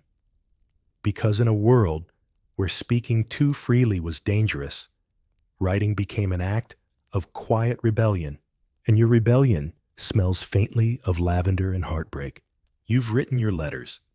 Your corset is tolerably tight, and you're back in the drawing room for another polite social gathering. Because of course you are. The tea is tepid. The biscuits taste like compressed flour and lost ambition. And Lord Pelham is once again attempting to explain why the Crimean War was good for morale. You need to sit down, desperately. But wait before you lower yourself into that inviting armchair by the hearth you remember. You can't, because it's still warm. Welcome to the bizarre social phenomenon of chair warming, and why Victorian women had to be hyper-aware of where and when they sat, or risk violating yet another unspoken code of behavior. Here's the thing, in polite society, sitting in a warm seat, especially one recently vacated by a man, was considered vaguely inappropriate. Why? Because it suggested intimacy, bodily heat, presence, maybe even the ghost of a buttock imprint. In a world that flinched at the sight of an uncovered wrist, the lingering warmth of someone's posterior was just too much. This rule, of course, applied mostly to women. Men could plop into any seat without much thought, assuming they were of equal or higher status than whoever sat there before. But for women, the etiquette was layered, awkward, and full of potential peril. Say, for example, that a gentleman had been sitting in the window seat discussing agricultural yields with another boor of equal rank. He stands up to fetch tea. The seat is now vacant, yes, but it is also contaminated. You, the observant and ever so proper lady, must now wait. How long? Long enough for the chair to cool. A few minutes at least. Enough time to indicate that you are not so familiar with Lord Wheatstock's thighs that you'd knowingly cozy up to his seat heat. It gets worse. Imagine that you do sit down, either because you forgot or because your knees gave out from wearing 13 pounds of petticoats all day. And then someone notices. a raised eyebrow, a glance between friends, a note made for future gossip. Miss Trenwith sat in Sir Edmund's chair, they'll whisper, still warm, shameless. Historians are still divided on whether this etiquette rule was widespread or more of a fringe fixation among the most rigid social circles. Some argue it was an extension of the larger Victorian obsession with invisible intimacy, where even a second-hand connection through shared space was considered borderline risque. Others claim it was more performative, a kind of exaggerated politeness meant to show refinement and restraint. Either way, the implications were real. A woman's relationship to furniture wasn't just physical, it was symbolic. Which chairs you sat in, how you sat in them, when you sat all reflected your character. Let's talk about claiming a chair. In a crowded drawing room, claiming a seat too aggressively could be seen as unladylike. You were supposed to hover, politely perhaps float by, and happen to rest when someone insisted. And if a gentleman offered you a seat, you were to hesitate. Protest once, maybe twice before accepting. Too eager, and you risked seeming forward. Too reluctant, and you seemed ungracious. The goal was to appear as though you were doing him a favor by allowing yourself to be seated. Then came where you sat. Certain chairs had social weight. The seat nearest the hostess was a position of favor. The armchair by the fire, coveted in winter, but dangerous, too dominant. The sofa, tricky. It invited close proximity and conversation, so you had to be cautious about who was already seated there. A young lady sitting beside a bachelor without a chaperone. Practically a tabloid headline. Even the angle of your body while sitting mattered. Feet flat, ankles together, hands in lap, or gently resting on the armrests, never gripping, never sprawling. And absolutely no slouching. Slouching didn't just make your posture look bad, it implied laziness. Or worse, comfort. Comfort in Victorian etiquette was suspicious. You were meant to appear composed and decorative at all times, like a slightly animated statue. A woman, too, at ease in her chair, was one step away from lounging, and lounging was what happened in boudoir. Everyone knew what happened in boudoir. No one said it out loud, but everyone knew. And let's not forget how you rose from a chair. Not too fast, you might seem startled. Not too slow, you might seem reluctant. You pressed your gloved hands on the armrests, leaned slightly forward, kept your knees together, and rose as if lifted by invisible string. If your skirts swished fine, if they rustled slightly excessive, if anything got caught in the upholstery and required tugging ruinous, quirky footnote in some households' chairs had embroidered doilies or small cushions placed strategically to prevent imprints. This wasn't just for preservation, it was modesty camouflage.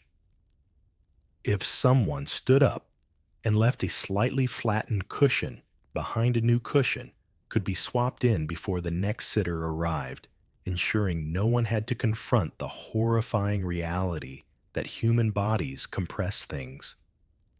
Then there was the rank of chairs themselves. Not all seats were created equal.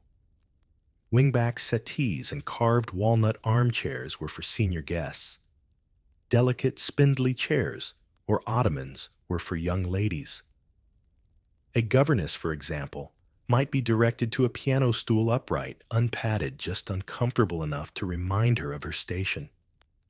Choosing the wrong seat was a silent faux pas, like grabbing a duke's goblet or opening the wrong door and ending up in the billiards room.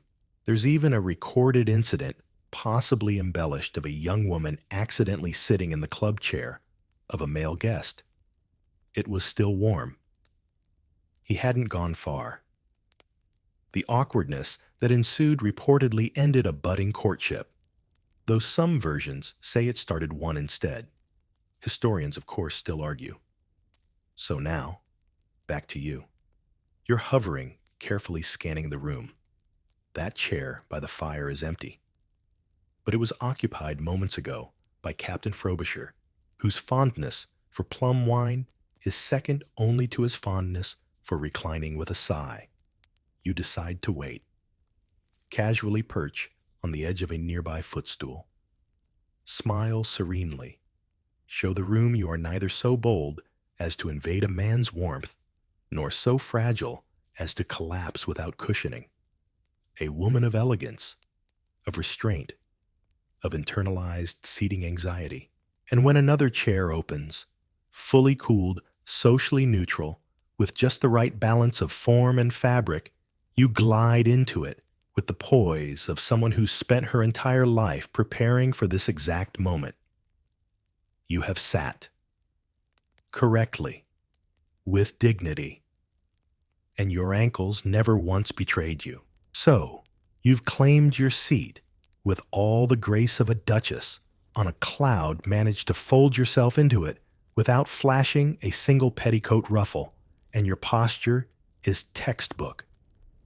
I may be here, but I'm certainly not relaxed.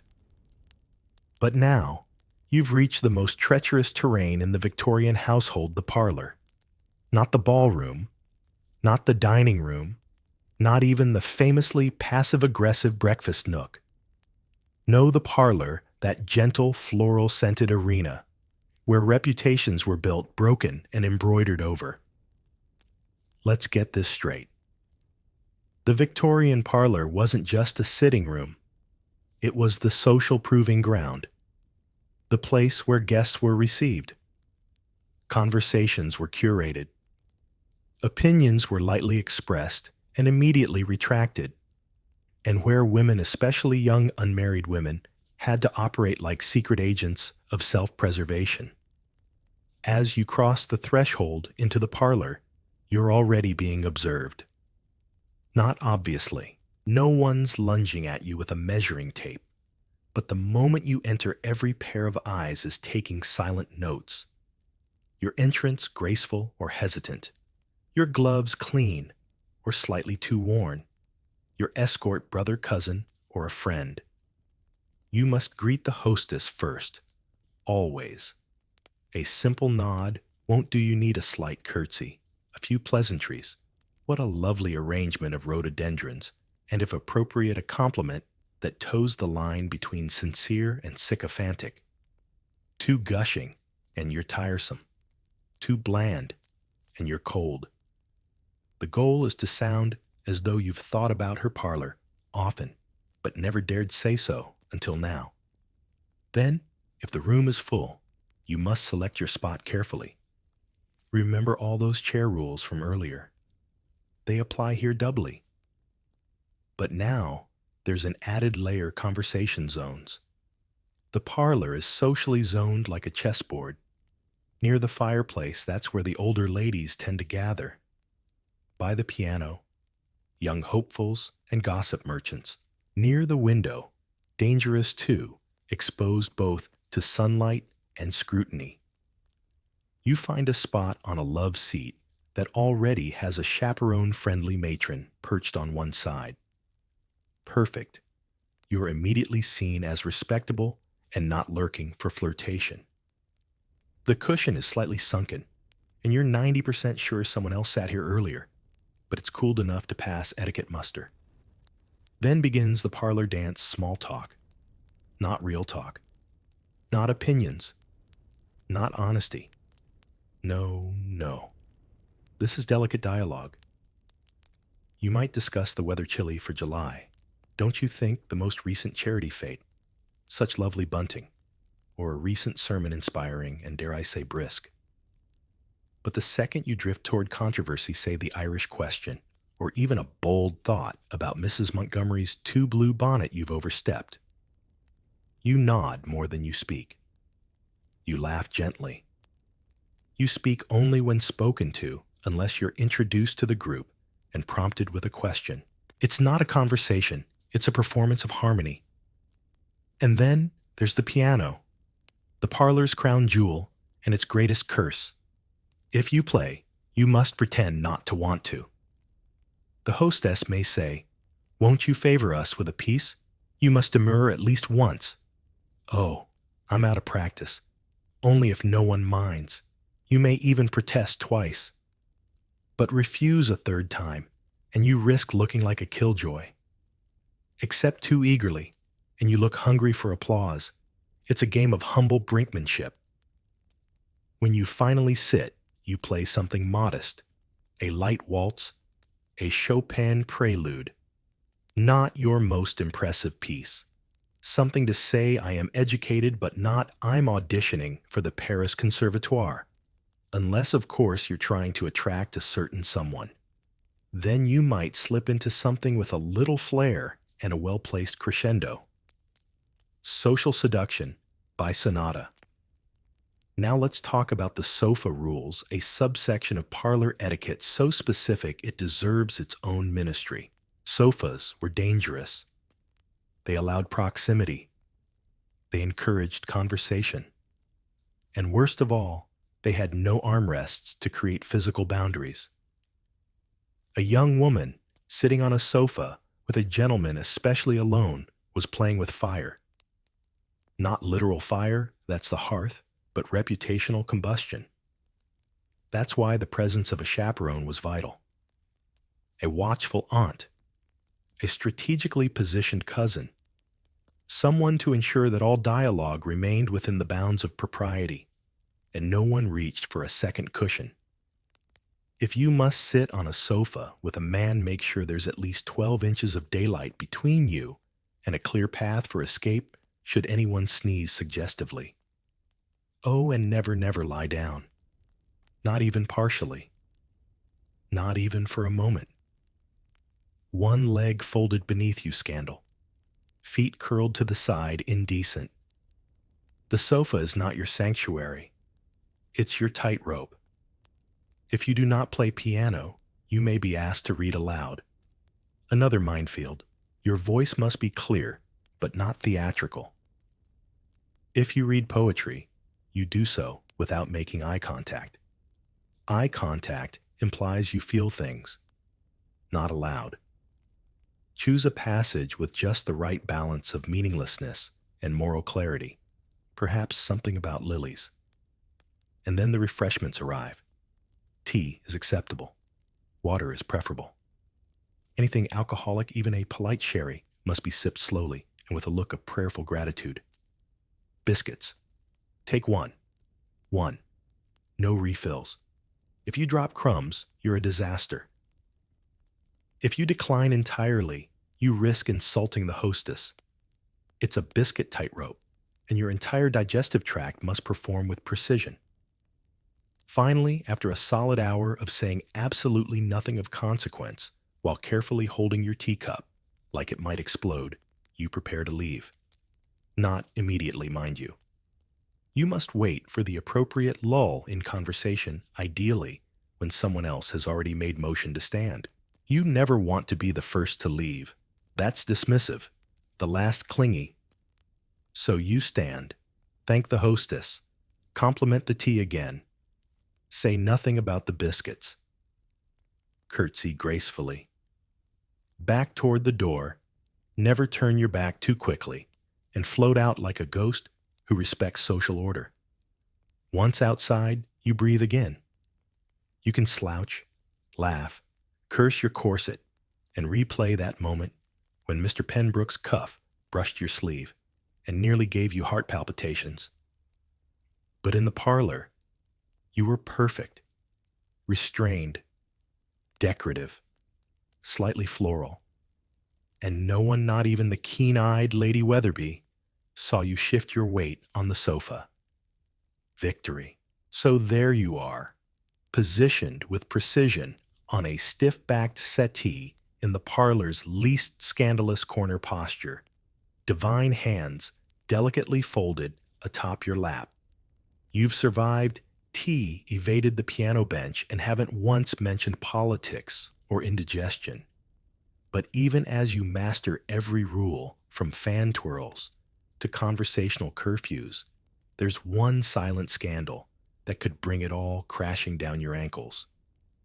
More specifically, how you're arranging them. See in the Victorian Etiquette Bible. Unspoken, of course, but rigorously enforced, how a lady positioned her feet was nothing short of a moral statement. You could have the diction of a duchess, the profile of a porcelain angel, and a corset tight enough to affect regional weather patterns. But if your ankles were crossed improperly, society would gasp. Let's start with the default expectation. Feet flat, ankles together, tilted modestly to one side. This is the golden pose. It says I'm demure, I'm composed. I do not under any circumstances require hamstrings. It also says I will stay this way for hours while slowly losing all circulation from the knees down. Why the obsession with ankles, you ask? Because in Victorian England, ankles were provocative. Think about it. This was an era when even piano legs were draped with cloth because they looked too limb-like. So actual female limbs, particularly ankles, were scandal fuel.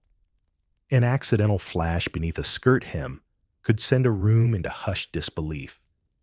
A deliberate reveal that was social arson.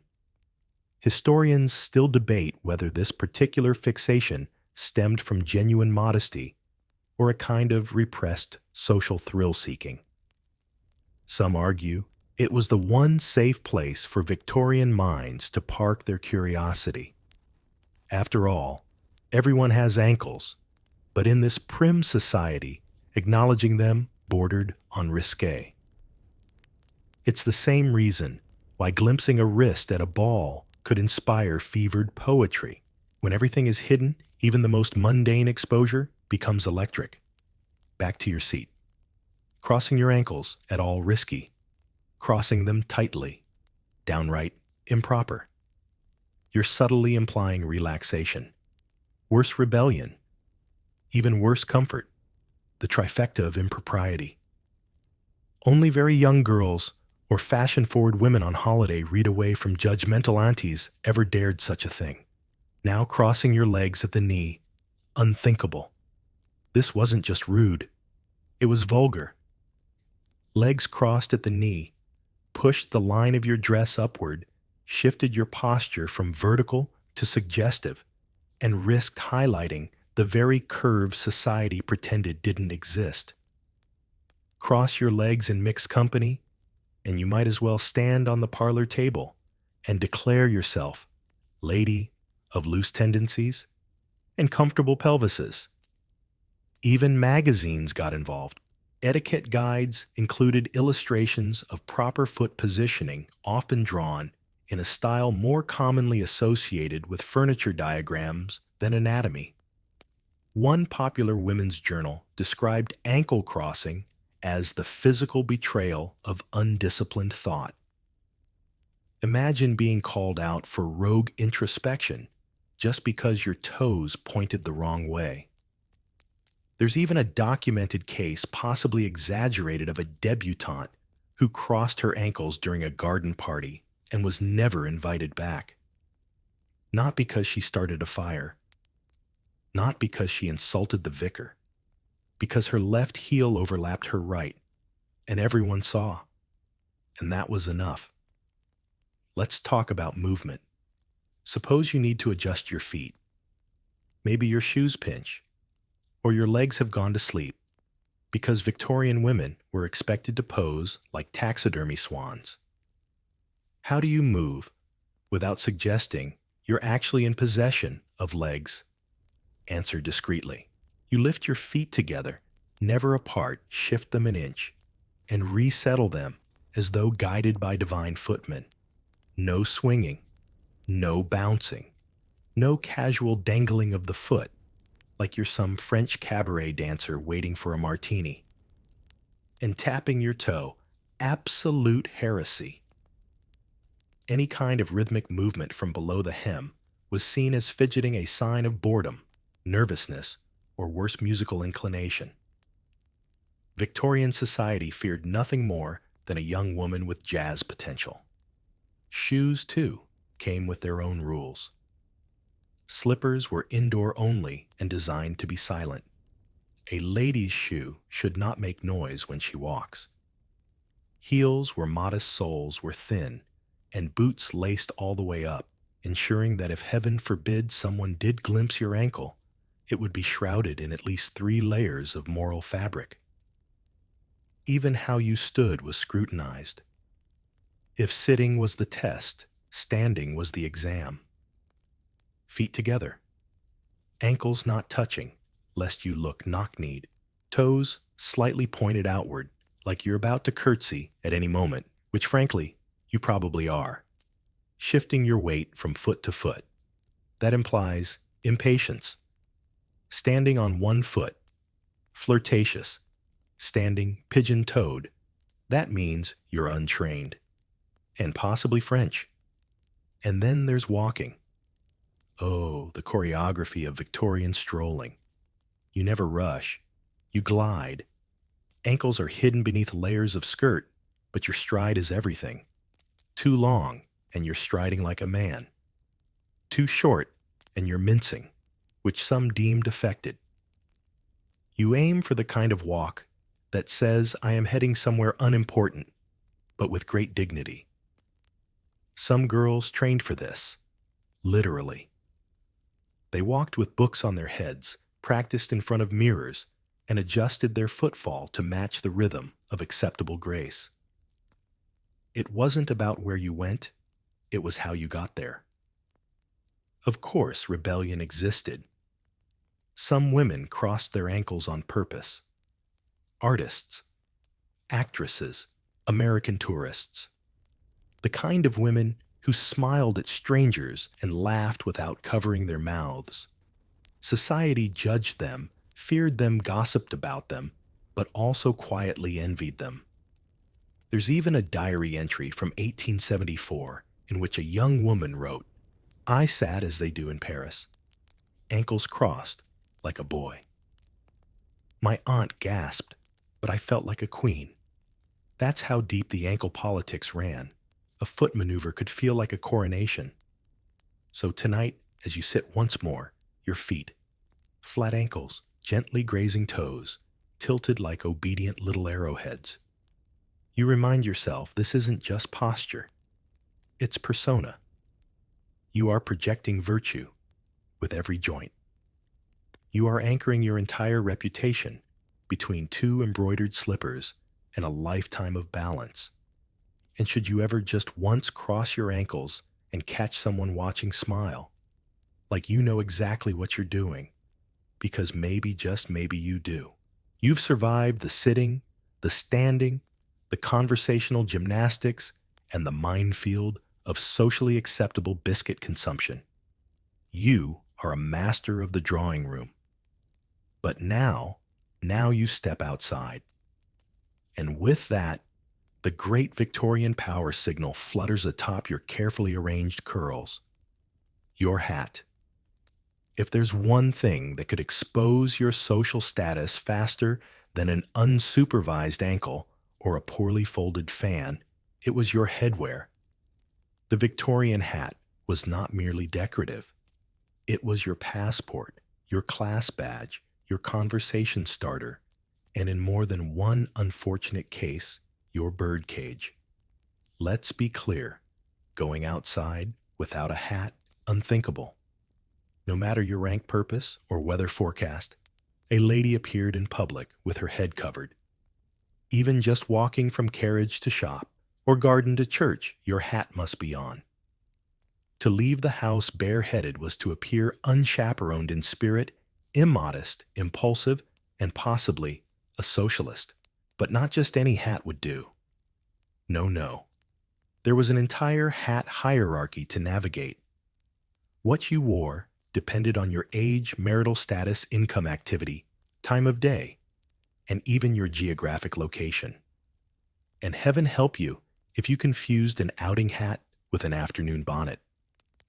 Let's start with the bonnet, the cornerstone of Victorian millinery. Bonnets came in various styles, each designed to telegraph something very specific about the wearer. A poke bonnet, for instance, had a long brim that framed the face and shielded your profile from the sun and prying eyes. Ideal for modest young ladies. A bit like wearing your own personal horse blinders, but make it fashion. The bonnet's ribbons, equally coated, tied tightly under the chin, demure. Tied loosely, or to one side, slightly forward, allowed to flutter untied risky, especially if there was wind. Untied ribbons plus breeze, cinematic flirtation, gossip by tea time. Then there was the walking hat. Shorter brim, more decorative. Perfect for promenading. These hats might feature feathers, artificial flowers, or even small birds. Yes, real taxidermied birds. Victorian women wore entire woodland ecosystems on their heads with the solemnity of temple priests. One daring milliner once designed a hat that included a mechanical bird that chirped. It was banned from the royal pavilion after it disrupted 3 hymns and a marriage proposal. For formal occasions, there was the toque, a small brimless hat that sat daintily atop the head like an embroidered cupcake. Elegant, unobtrusive, and ideal for the opera funerals or issuing passive-aggressive compliments at galas. But if you were riding, enter the riding hat. Stiff-brimmed, often velvet, or felt it was the one time you could look mildly intimidating and still be considered properly dressed. Riding hats said, "Yes, I own a horse." "No, I won't race you." "Yes, I can dismount without scandal." And we haven't even touched on widows' hats. In mourning, your headwear became a coded signal of your grief stage. Full mourning, thick black crepe, no decorations, and a widow's veil that covered half your face. As time passed, the veil shortened. Eventually, small decorative touches were allowed, perhaps a jet brooch or a black feather. This shift was known as half mourning, and the hat was the primary marker of your emotional availability. Historians still argue whether these incremental hat changes were comforting rituals or psychological torture. Probably both. Imagine gauging someone's heartbreak based on the length of their veil and the number of birds stapled to their brim. Hat materials also spoke volumes. Straw was for summer. Velvet for winter. Silk meant refinement. Wool meant practicality. Felt meant you were probably going to visit an aunt. Lace trims suggested femininity. Ribbons hinted at youth. Jet beads meant you were not here for small talk. Your hat pin, not just decorative, it was a weapon. A long, thin spike used to secure your hat in place and occasionally to defend one's honor dignity or personal space on a crowded omnibus. There are at least 3 recorded instances of women jabbing inappropriate suitors with hat pins. One of those women later married the man she stabbed. Love in the time of upholstery. But beyond the practical and the peacocky, your hat determined how the world saw you. A hat too fancy for your class, you were grasping. Too plain for your wealth, ungrateful. Too youthful for your age, tragic. Too mature for your age, scheming. A hat said, "This is who I am, how I feel, what I hope to become, and whether or not I own indoor plumbing." One quirky fringe tidbit. Some Victorian women named their hats. Diaries from the period include references like "Wore Charlotte today, too breezy, and Gladys got compliments at the garden party." These were not jest. These hats had personalities, reputations, and favorite outings. Hat etiquette didn't end when you stepped indoors either. You couldn't just waltz into a friend's house and toss your bonnet on the nearest chaise. No. You waited to be shown to the cloakroom. You removed your hat carefully, placed it upside down to preserve its shape, never on a piano bad luck, and never on a bed batter luck. If your hat was particularly large, You might remove it before sitting down, but only if your hostess removed hers first. Hat hierarchy. Remember. And then there were the Sunday hats. These were statement pieces. Plumed, flowered, braided masterpieces that occupied more cubic inches than your actual head. They were for church, and their size often correlated to spiritual fervor. One memoir recalls a woman whose Easter bonnet blocked half the nave. The vicar gently asked her to remove it. She refused. The next week, she wore a larger one. Iconic. So today, as you reach for your hat stand and select your bonnet straw with modest cream ribbon and a silk rose, you do so with reverence. You secure it with your longest hat pin, tilt it just so, and glance at your reflection. It says, respectable, humble, but capable of wit. Exactly the kind of hat a Victorian lady needs. And should the breeze catch your ribbons just right, well, let them whisper what they will. You've pinned your hat, survived the parlor, kept your ankles at bay, and you've managed to sip lukewarm tea while pretending to adore someone's embroidery of a cabbage. Now you're back in the sanctuary of your own chamber gloves, off slippers on pen poised, and it's time to compose something even more nuanced than a piano sonata or a parlor apology, a letter. But not just any letter. A laced, scented, heavily implied Victorian ladies' letter. Because in the age before DMs, emojis, or passive-aggressive group chats, your handwriting was your weapon and your stationery was your armor.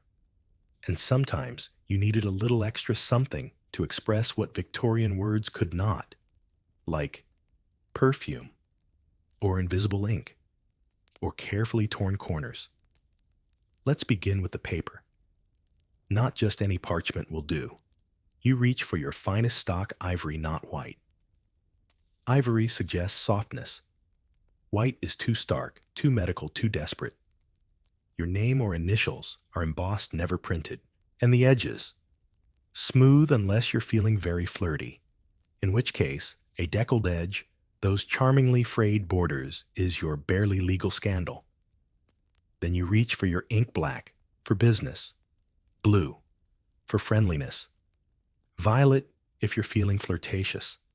And sepia, if you're trying to imply depth and thoughtfulness without looking too try-hard. Green ink, as we've noted before, is for rebels and poets. Use it at your own peril.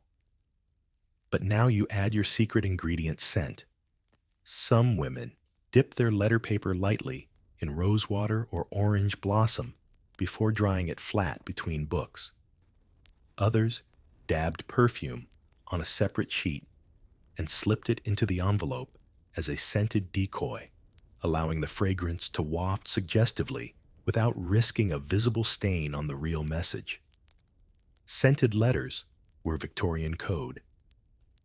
A letter that smelled faintly of lavender was soothing and familial. One dabbed with violet was romantic, wistful longing, gardenia bold, jasmine suggestive, musk well. Now you're playing with fire, and everyone knows it. One fringe favorite technique involved warming the envelope slightly before delivery enough to awaken the perfume and ensure it hit the recipient right in the nostalgia. Of course, overdo it, and your letter arrives smelling like a potpourri bonfire. Subtlety, as always, was key. And then there was what you wrote. Forget hi, how are you? Victorian letter writing was emotional ballet. Every line had layers. You might open with, I trust this finds you in good health, which secretly meant, I've been thinking of you at odd hours. You might reference an object. The book you lent me has been a fine companion as code, for I'm not entirely over our last conversation. In one diary, a woman recounts writing to her childhood friend with the phrase, the violets you planted bloom still, a flowery nod to feelings she couldn't state outright. Another woman once ended a letter with your servant in all but name. That's practically Victorian for marry me yesterday. But some women went further. They employed hidden codes, pressed flowers between the folds. Forget-me-nots meant remembrance. Yellow rosebuds meant jealousy. White lilies, either mourning or innocence depending on context and how damp they were. Sewn thread, a single stitch through the corner of a letter red for passion, blue for loyalty, white for hope. This was subtle, private, and nearly undetectable to anyone not in the know. Microscript, tiny notes, squeezed between lines or in margins legible only to the recipient. Do you remember? Dover in minuscule script tucked between yours sincerely and the closing flourish. And then there was lace paper, delicately die-cut stationery with lacy frilly edges. Common in Valentine's Day correspondence, but sometimes used as everyday flair by women who liked their drama paper thin and scalloped. Of course, lace paper was expensive. You didn't just use it on any friend. It was a declaration, a decorative dagger. What about invisible ink? Yes, it existed. Some ladies used lemon juice alum solutions or diluted milk to write secret messages between the lines of normal correspondence. Heated gently over a lamp, the hidden script would appear. This was typically used for risky gossip, forbidden flirtation, or passive-aggressive commentary that couldn't be spoken aloud, but needed to be documented somewhere. Of course, the risk of discovery was high. Imagine your brother accidentally warming your letter to dry a raindrop and suddenly learning that you think Lady Barrington's wig is shaped like a confused hedgehog. Whoops! And how you folded the letter mattered. Before envelopes were common, many letters were self-contained. You folded the paper into a square, sealed it with wax, and wrote the address on the blank side. The direction of the folds could imply intimacy left over right was formal. Right over left was personal, tucking a corner under itself. That was basically Victorian flirt speak. Even the wax seal had layers. A plain seal was fine, but a stamped emblem. Now we're talking. Some women had monogrammed seals. Others chose animals: an owl for wisdom, a fox for wit, a swan for loyalty. One famously scandalous debutante used a broken heart. Very unsubtle, very talked about.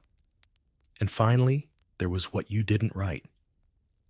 Silence spoke volumes. Leaving space at the bottom of a page implied restraint. Not signing your full name, just initials, or yours invited speculation. Not responding to a letter at all that could spark a duel, or a rumor. Or a very detailed diary entry from your cousin Eleanor. Historians still argue whether these coded letters were meant to subvert social boundaries or reinforce them. Some claim the entire scented paper phenomenon was an extension of courtship theatrics. Others believe it was one of the only arenas where women had true agency, a private language of suggestion and scent built from scraps and script. So tonight, as you sit in your writing nook, surrounded by candles and the faint scent of dried rose petals, you dip your pen. You compose your message. You fold it slowly, deliberately. One spritz of lavender, one wax seal, one stitch of white thread in the corner. Will he notice only if he knows how to read you properly? And if he doesn't, well, you always have green ink. It's a crisp morning. You've donned your hat tastefully, feathered your gloves, not too new, and you're dressed modest, in neckline, bold in pleats. You're off for a walk, with mother, arm in arm, head held high, and your eyes firmly pointed at nothing. Because in Victorian society, eye contact was not just a matter of attention, it was a loaded weapon. Glance too long, and you're provocative. Look away too quickly, and you're suspicious. Meet a man's gaze for more than 2 seconds, without a chaperone present. You may as well have written your intentions and violet ink across your forehead, with an exclamation mark. Let's start with the most basic rule. A young lady never stares. Staring, especially at men, was considered brash, vulgar, and dangerously forward. If you had to look at someone, you did so with a soft gaze, never direct, never sharp. Think Mona Lisa, not hawk in waiting. Even if someone said something fascinating like, "I believe steamships will never truly replace sails," you could listen but not look. And if a gentleman stared at you, the proper response wasn't to return his gaze or flutter your lashes. No, no.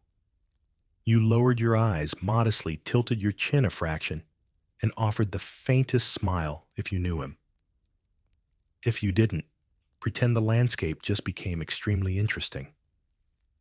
Why all the ocular drama Victorian society operated on a very theatrical sense of morality. Every gesture, every glance was part of a silent play. Eye contact could imply desire, aggression, honesty, deceit, or most damningly, interest. To show interest was to break the spell of female mystery. To pierce the veil, literally, with your pupils. That's why women were often taught to look through people, not at them. To keep their focus soft, unthreatening, pliant. The kind of gaze you'd expect from someone perpetually reading poetry about clouds. It gets weirder. In some etiquette manuals, specific durations of eye contact were discussed. A glance of less than 1 second. Acceptable. Fleeting. Proper. A glance of 1 to 2 seconds. Suggestive. Manageable, if followed by a head turn. A glance over 2 seconds. Scandal. A glance accompanied by a smile. Dear heavens, prepare the smelling salts. Historical letters describe women practicing their glances in mirrors, holding their gaze for just long enough to register, then looking away as if it were all a happy accident. One woman wrote that she mastered the art of seeing without being seen, which sounds like either a superhero origin or just another Tuesday in 1873. And men, well, they had a little more leeway. A man could look. In fact, a suitor was expected to make eye contact provided it was tempered by good posture and appropriate sleeve length. Too bold, and he was a cad. Too shy, and he was dismissed. But when a man's gaze lingered a little too long on a woman's face, particularly in a public garden, or while she was choosing turnips at market, rumors grew like ivy. There's a quirky tidbit from 1851. During a lecture at a women's college, a visiting scholar was so mesmerizing that several students were warned by staff to stop gazing so intently. Their punishment: a full week of supervised needlepoint. No eye contact required. Then there was the fan trick. If a woman wanted to acknowledge someone, she could do it through the fan. Glance behind it, peek above it, let her eyes flick toward a man while pretending to admire embroidery. The fan became a social buffer, a lacy loophole to say, "I see you," without saying, "I'm available for marriage and scandalous waltzes." But what if you made a mistake? Say you lock eyes with someone at a party for too long. You panic. What do? Fortunately, there were escape routes. Look past them. Pretend you saw someone else. Fiddle with your glove buttons. Distraction is elegance. Immediately, whisper something to your companion, as if you just remembered a critical bonnet update. If all else fails, faint. A classic. Requires good timing and a moderately cushioned floor. And what if someone makes inappropriate eye contact with you? Let's say a man unintroduced, unchaperoned, and probably too tan meets your gaze on a walk. You feel it. That long, unsanctioned stare. Your response is scripted. Maintain composure. Look away gracefully. Do not acknowledge. If your mother is present, she will scowl on your behalf. If your brother is present, he might challenge the rogue to a duel. Although most duels by then were metaphorical, usually involving cold shoulders at future dances. In more relaxed circles, women could make slightly longer eye contact, especially during courtship. But even then, it was framed as a moment of emotional peril. Literature of the era is riddled with scenes where heroines met his eyes for but a moment long enough to feel the world tremble. Historians still argue whether these trembles were caused by love fear or the constrictive effects of corsets on circulation. Here's a fun fringe phenomenon: the mirror gaze. Women were encouraged, even to look at themselves in mirrors. Not out of vanity, but because it was considered practice. You learned how to be seen without actively seeing, how to hold your neck, where your chin should tilt, how to let your eyes drift and settle like snowflakes, not daggers. Entire generations of women trained their expressions like ballerinas. One misplaced muscle could mean misinterpretation. There were exceptions to all this, of course. Actresses, for one. Stage women were trained in expressive gazes, how to cast longing looks, defiant stares, glimmers of joy. This made them both adored and highly suspect. A woman who used her eyes too well was surely hiding something. And if she used them publicly, dangerous. Some aristocratic women broke the rules deliberately. The infamous Lady Standish once reportedly held a dinner guest's gaze across the table for an entire course. Like a hawk over game, someone said, it caused a 3-week social spiral and a deeply poetic editorial in the Morning Herald. So, tonight, as you sit by candlelight, you practice the art of the Victorian gaze. Soft, downcast, expressive, but only to the right person at the right moment, through the proper lens of lace distance and plausible deniability. You are not blind. You are watchful. And someday, when the moment is perfect and the scandal is worth it, you'll look up just long enough to let them know. You see everything. Your eyes have done their duty, avoided scandal, suggested curiosity, and maybe even sparked a heart flutter or two. But now, you're in yet another sitting room, trying to enjoy the third conversation about rhubarb preserves in a week, and someone asks a question, a casual one, an icebreaker. What shall we talk about? Oh no. Because in Victorian England, conversation was not just an exchange of ideas. It was a battlefield littered with forbidden topics, booby-trapped compliments, and the ever-present threat of spontaneous reputation, collapse. Let's start with the basics, topics a lady could safely mention in public. The weather. Always. Preferably with a mild opinion, like it's turned rather sharp lately. Flowers. Especially in terms of their blooming schedules or suitability for funerals. Pets. Small, fluffy ones. Large dogs were suspicious. Books, certain books. Dickens fine, Byron risky. Mary Wollstonecraft, please no. Travel mostly scenic or botanical descriptions. The less you mention actual people, the better. Tea, an eternal safe zone, and that's about it. Now the forbidden list, which is extensive. Money, never mention it. Not how much things cost, not who has it, and definitely not how little you might possess. To speak of finances was considered coarse. Rich people knew they were rich, and poor people were pretending they weren't. Health bodily complaints were strictly off limits. You could say you were indisposed or had a turn, but anything more detailed risked launching the room into a spiral of imagined ailments. Besides acknowledging the existence of digestion or respiratory systems, was almost as bad as mentioning ankles. Politics, just no. Unless you were parroting your father's views in a deliberately vague tone. Even then, tread carefully. The wrong opinion about the corn laws could get you uninvited from a picnic. Religion acceptable only in the most bland, Church of England on a Thursday sort of way.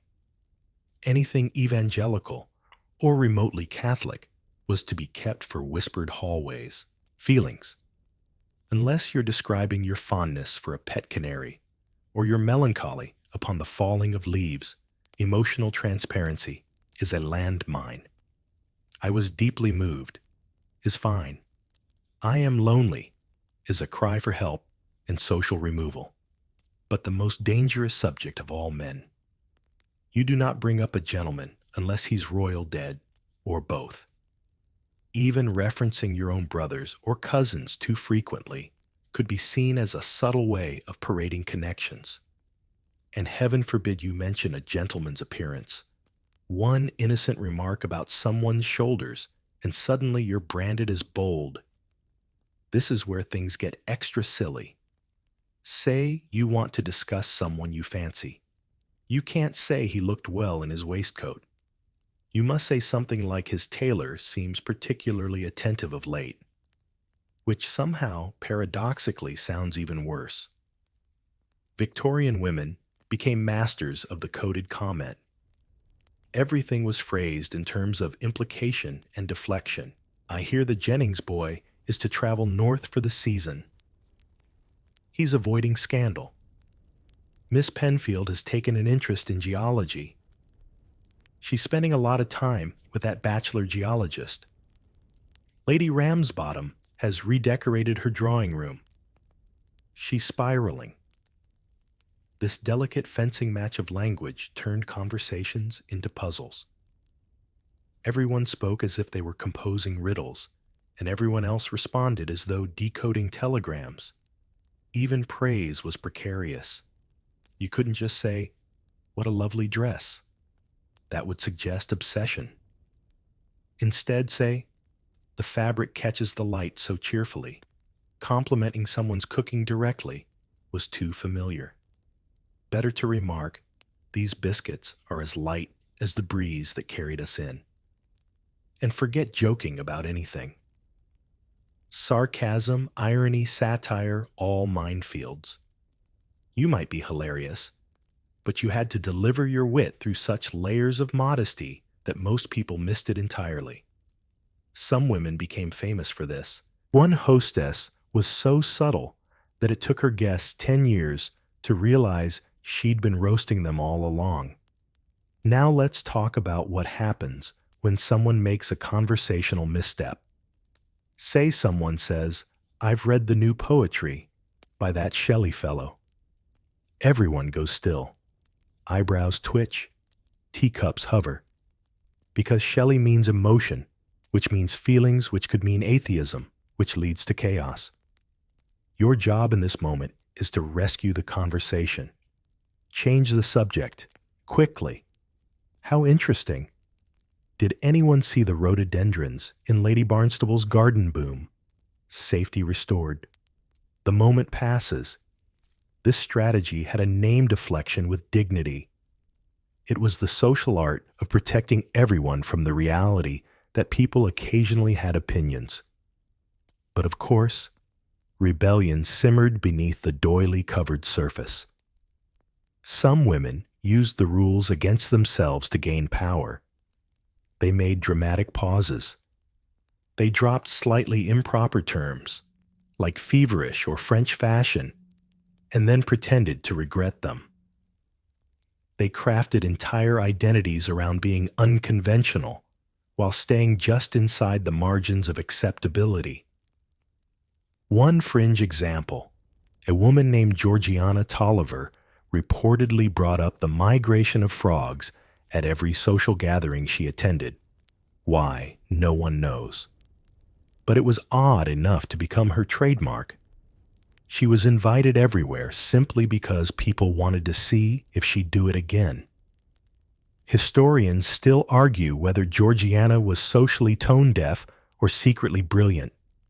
Some believe her amphibious fixation was a calculated move to distract from her cousin's elopement. Others claim she just really liked frogs. Now there were sanctioned times when rules could bend. At women-only gatherings, conversation expanded slightly. You could discuss fashion in more detail. You could laugh more freely. Some even dared to talk about novels with feelings in them. It was still all wrapped in politeness, but the gloves were, if not off, at least unbuttoned. And in private letters, that's where truth lived. What you couldn't say aloud in the sitting room, you wrote in lavender ink on pressed paper. You confessed your boredom, your hunger, your secret hatred of Mrs. Addlethorpe's hat. The spoken word was a dance, the written word a revolution. So tonight, as you sip your imaginary tea and nod along to a very tedious discussion about corn yields in Wiltshire, you know exactly how to survive. You ask polite questions, you feign interest, and when someone dares to say something real, you pause, smile, and offer them a lifeline. How about those rhododendrons? Section 20. So you've learned how to sit, speak, walk, and even blink like a lady of impeccable Victorian decorum. But what if, in a moment of unguarded impulse or gasp curiosity, you wanted to speak to a man alone, in private, without your great aunt looming like a judgmental gargoyle in the background? Well, you couldn't. Welcome to the unnerving realm of the Victorian chaperone system, where no interaction between a proper young lady and a gentleman could be left to chance chemistry or the corrupting force of direct eye contact. If you wanted to talk to a man, you needed a witness, a buffer, a walk-in breathing embodiment of social caution, your chaperone. The chaperone might be your mother, your older sister, a vigilant aunt, or in some cases, a trusted governess with a frighteningly good memory. Their job was not simply to accompany you, it was to observe, redirect, and if necessary, intervene. And no, you didn't get to choose when or if she was present. In Victorian England, unsupervised conversations between unmarried men and women were potential ticking scandals. A 5-minute chat on a park bench could fuel weeks of gossip, a walk in the garden without a third party. You may as well start planning the wedding or the exile. The rules were stiflingly clear. If a gentleman called upon you, he did so in the presence of your family. If he wrote to you, the letter was often read aloud by a third party first. If you met him in public, you could only speak if introduced, and never for longer than it takes to comment on the weather or compliment his horse. If he invited you anywhere, hilarious. The answer was no, until an official engagement or royal decree. Historians still argue whether the chaperone system protected women or merely imprisoned them in layers of floral wallpaper and perpetual third-wheeling. Some say it gave women the protection they needed in a society obsessed with appearances. Others claim it was a method of control, ensuring every interaction could be monitored, logged, and judged. Here's how a typical chaperone visit might unfold. You're in the drawing room, rearranging flowers with calculated nonchalance. The gentleman arrives. You curtsy. He bows. Your mother enters. She remains in the room. Always. You begin to speak. Mr. Bexley, how pleasant to see you. Miss Fairchild, the weather has been unusually cooperative. Indeed. Your mother coughs politely. You pretend to be enthralled by a nearby porcelain swan. Mr. Bexley adjusts his gloves, says something about the price of gooseberries, and by the time he leaves, you've said about 20 words and felt about 200 things. If he's truly interested, he'll return over and over. And each time your chaperone will be right there, sipping lukewarm tea and pretending not to hear everything. Now, let's imagine you're outside. Victorian outings were tightly choreographed. You could attend picnics, concerts, garden parties, but never alone. Your chaperone had to be in clear view within earshot and ideally situated at a slightly intrusive angle. You might walk with the gentleman, but only if she was walking just behind, not beside you, not leading, always just close enough to ruin a moment. And heaven help you if you laughed too loudly or lingered too long by a hedge. Your chaperone would clear her throat, adjust her gloves, or tap her parasol in the universal code for back off. She's not yours yet. Of course, chaperones had their own reputations to maintain. A lax chaperone was just as scandalous as an unattended girl. If Mrs. Southworth allowed her niece to speak to the curate for more than 10 minutes, people started asking why. Was she matchmaking? Was she negligent? Did she have gout and forget to rise from her chair? The stakes were absurd. And there were tiers of chaperonage. Mothers were the gold standard, trusted, intimidating, and often prone to lengthy monologues about character and digestion. Aunts were solid backups, less emotionally involved, but razor sharp with social nuances. Governesses were useful, especially for younger girls, but they had to tread carefully. They were employees, after all. Friends, only if they were married. A married friend could chaperone in some circles, but only if she was known to be discreet and not prone to flirtation herself. Quirky footnote: one etiquette guide suggested that a proper chaperone should have no interest in socializing herself during an outing. She must remain as stone, it said. Imagine dedicating your entire afternoon to making sure someone else doesn't smile too much. Still, the system wasn't entirely without cracks. Some clever women used their chaperones as cover. You might plan a walk through the park, and while your chaperone paused to admire swans or lament the decline of moral poetry, you exchanged quick words or even a handkerchief with your suitor. This was risky thrilling, and often the only way to advance a relationship beyond polite weather commentary. There's even a documented case where a woman paid her chaperone to look the other way during carriage rides. Mrs. Danvers suffers terribly from motion sickness, she explained sweetly. It is best if she rests her eyes. Historians suspect Mrs. Danvers was resting her eyes while the couple held hands under a traveling rug. But not everyone had that luxury. Many young women found the constant presence exhausting. You couldn't vent, explore, confide, or even ask questions without a pair of ears twitching nearby. You might write your thoughts down, but as we learned, even letters weren't private. Trust was not assumed. It was earned over years and broken in seconds. So what happened if you were caught alone with a man? Nothing subtle. Whispers, assumptions, immediate suspicion of engagement, or worse, a compromise of virtue that could in some cases derail a woman's entire marital future. One accidental walk across a sunlit lawn could result in a forced proposal or social shunning, even if nothing happened, even if you were just lost or caught in the rain or asking for directions. Appearances ruled. So tonight, as you imagine yourself in your prim walking dress, you glance to your left. There she is, your chaperone, watching, waiting, ready to protect you or prevent you, depending on the moment.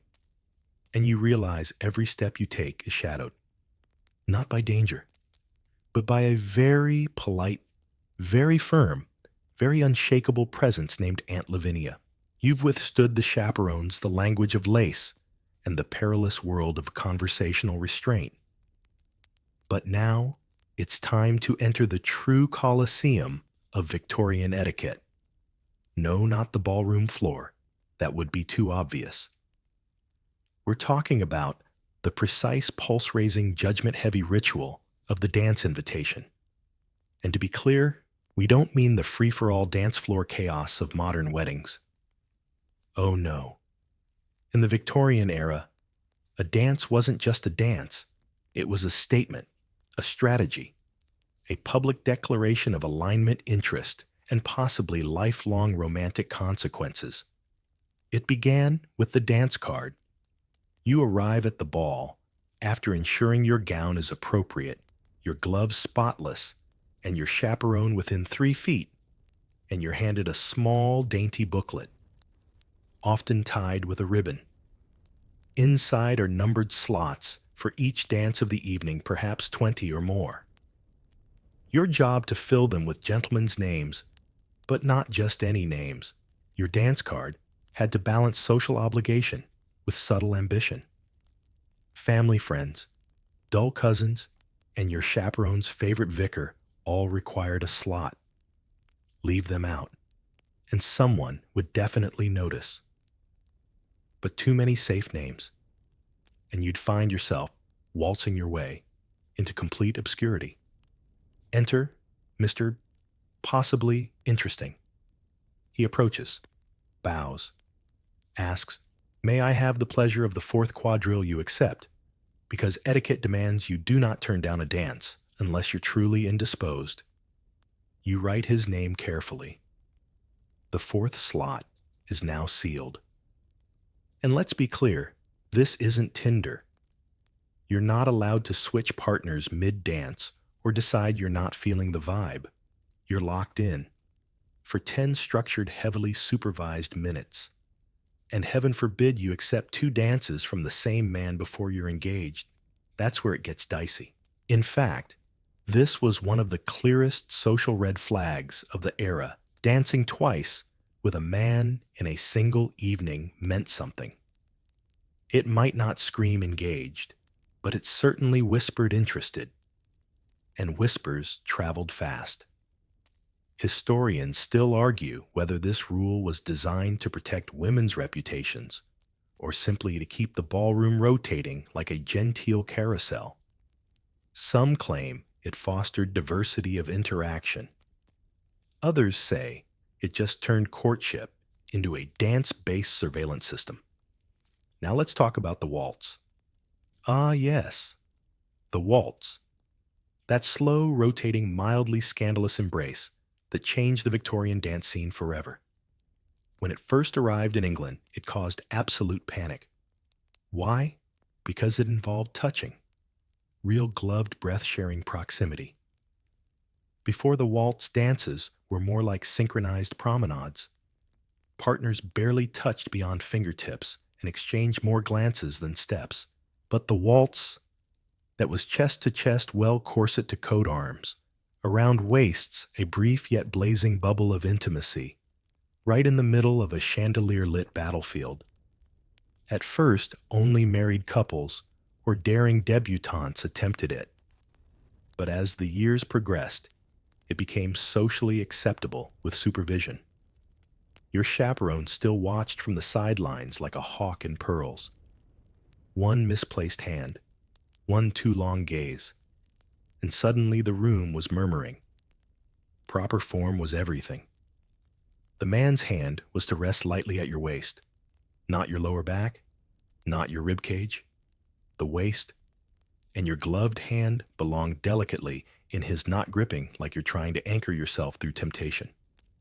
Elbows up, posture firm, eyes vaguely elsewhere. You were supposed to be graceful, fluid, serene, but under those layers of tulle and tension you were calculating. Every step, every turn was a code. I'm listening. I'm interested. I may or may not have smelled your hair, and I regret nothing. The trickiest part, ending the dance. At its conclusion, your partner bowed. You curtsied. He escorted you to your seat. Never alone. Public delivery was mandatory, and you exchanged the briefest of pleasantries. A delightful polka, Mr. Thistlethwaite. Charmed Miss Merriweather. Then he vanished, or circled back to hover just enough to be noticed.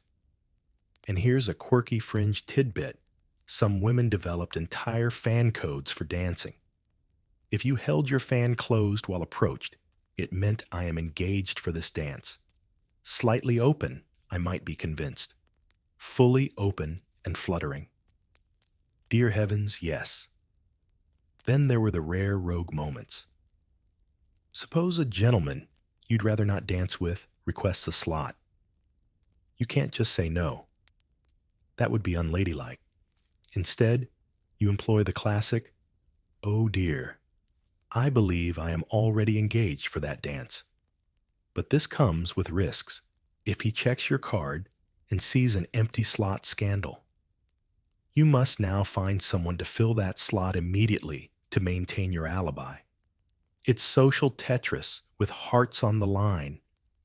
And sometimes a girl might simply not dance. Maybe she was ill, or mourning, or making a silent protest against the available gentleman. In those cases, she might sit quietly, her card blank, her gaze neutral. But that came with its own peril, the dreaded wallflower label. Wallflowers were women who for whatever reason weren't asked to dance. Some were shy, others too intellectual. Some simply didn't play the game well. But once labeled, it was hard to shake. You might become that girl with the bookish opinions and the tight gloves. Invitations would dry up. Prospects would vanish. Yet many wallflowers used their seat to observe, to learn, to bide their time. One famously wrote, "I did not dance, but I did gather information," which is terrifying and delightful. So tonight, as the string quartet strikes up a familiar tune, you glide onto the floor. Your gloves are tight. Your card is full. Your chaperone watches with the eyes of a hawk who once had dreams. You take your partner's hand. You step. And for a few dizzying moments, beneath the gaslight and gilded cornices, you're not just a young lady surviving etiquette. You are dancing the edge of danger, one turn at a time. By now, you've successfully navigated the drawing room, decoded glances, waltzed with restraint, and survived the judgmental stares of every embroidered sofa in sight. But all of that, every flutter, every fan signal fades in comparison to the most terrifying arena in Victorian society, the dinner table. Because this wasn't just about eating. It was about performing a flawlessly choreographed act of elegance while covered in lace and surrounded by gravy-based landmines. Let's set the stage. You're attending a formal dinner at the home of Lord and Lady Featherstone. You've dressed appropriately, your gown modest yet fashionable, your gloves impeccable, and your appetite locked in a drawer somewhere behind your social anxiety. You're seated between two gentlemen, strategically chosen by the hostess, and your job for the next 2 hours is to make small talk, eat without chewing audibly, and avoid committing one of the many dining taboos. Let's begin with the napkin. It's placed delicately on your lap, not tucked into your collar, unless you're under the age of 6 or in possession of a dangerously floppy soup. You unfold it quietly in one smooth motion and place it across your lap as if it just drifted there by accident. Wipe your mouth discreetly. Never wipe your face. Never blow your nose. Never under any circumstance drop it. Dropping your napkin could mean disaster if a footman retrieves it fine. If you bend down to grab it, you risk flashing a glimpse of ankle, or worse, losing your hat feathers in the soup. Then the cutlery situation. There is so much of it. Forks and knives and spoons aligned like battalions, and the rule is simple work from the outside in. But in the panic of the moment, your mind goes blank. You glance to your left. Lady Arbuthnot is confidently wielding a small fish fork. To your right, Mr. Trelling is poking something with a spoon you're fairly sure is decorative. You breathe. You copy them. You survive. But the real horror, the food itself. Victorian cuisine could be elaborate, unidentifiable, or just aggressively slimy. Consommé aspics, jellied eels, brain cutlets, and boiled calves' feet were all fair game. There's even a dish called collared tongue, which sounds like a wrestling move, but is actually cold meat shaped into a gelatinous cylinder. And you must eat it. Politely. Take small bites. Chew with your mouth closed. Never speak with food in your mouth. Never reach. Never salt your food before tasting it. That implies you doubt the cook's ability, which is grounds for exile. You must not slurp. Smack. Stab aggressively. Break bread with your teeth. Chase peas around your plate like you're hurting them. And if you dislike something, just leave it. Quietly. Making a face, pushing it aside, or heaven forbid, asking what it is, will earn you a permanent slot on the scandal roster. Then we have the sauce conundrum. Sauces were everywhere. Cream sauces, bread sauces, mint sauces, and mysterious brown gravies with ambitions. But sauces were dangerous. They dripped, they splashed, they betrayed. One flick of the wrist, and suddenly your elbow-length gloves are covered in tarragon horror. Historians still debate whether the overuse of sauces was culinary preference or a societal tactic to test composure under fire. After all, if you can maintain elegance with hot goose fat dribbling across your crinoline, you can handle anything. Let's talk about conversation during dinner. Yes, you must speak. No, you may not say anything remotely real. Stick to neutral topics. Gardens travel the weather in Belgium. Never discuss the food itself unless it's to murmur delicious or most agreeable. Compliment the hostess, but not too often. And absolutely no jokes about digestion, or pickled things, or anything French after 1871. What if someone says something inappropriate, like mentioning factory workers or politics? You smile politely, tilt your head, and gently redirect. How charming those dahlias are this year. Let's not forget alcohol. Wine was served with most courses, but for a lady, restraint was essential. You could sip. You could nod appreciatively. But finishing a glass, dangerous. Asking for more, outrageous. If someone attempts a toast in your honor, you must smile demurely and resist the urge to hide under the tablecloth. There was also timing to consider. You could not begin eating until the hostess had lifted her fork. If you were seated beside her, you followed her every move, like a polite mimic. If you finished your course early, you waited, quietly. No fork fidgeting, no plate rearranging. And if you dared to use your fingers, say for asparagus, there were very specific rules about when and how. Hint almost never. Then there was the danger of talking across the table. Unforgivable.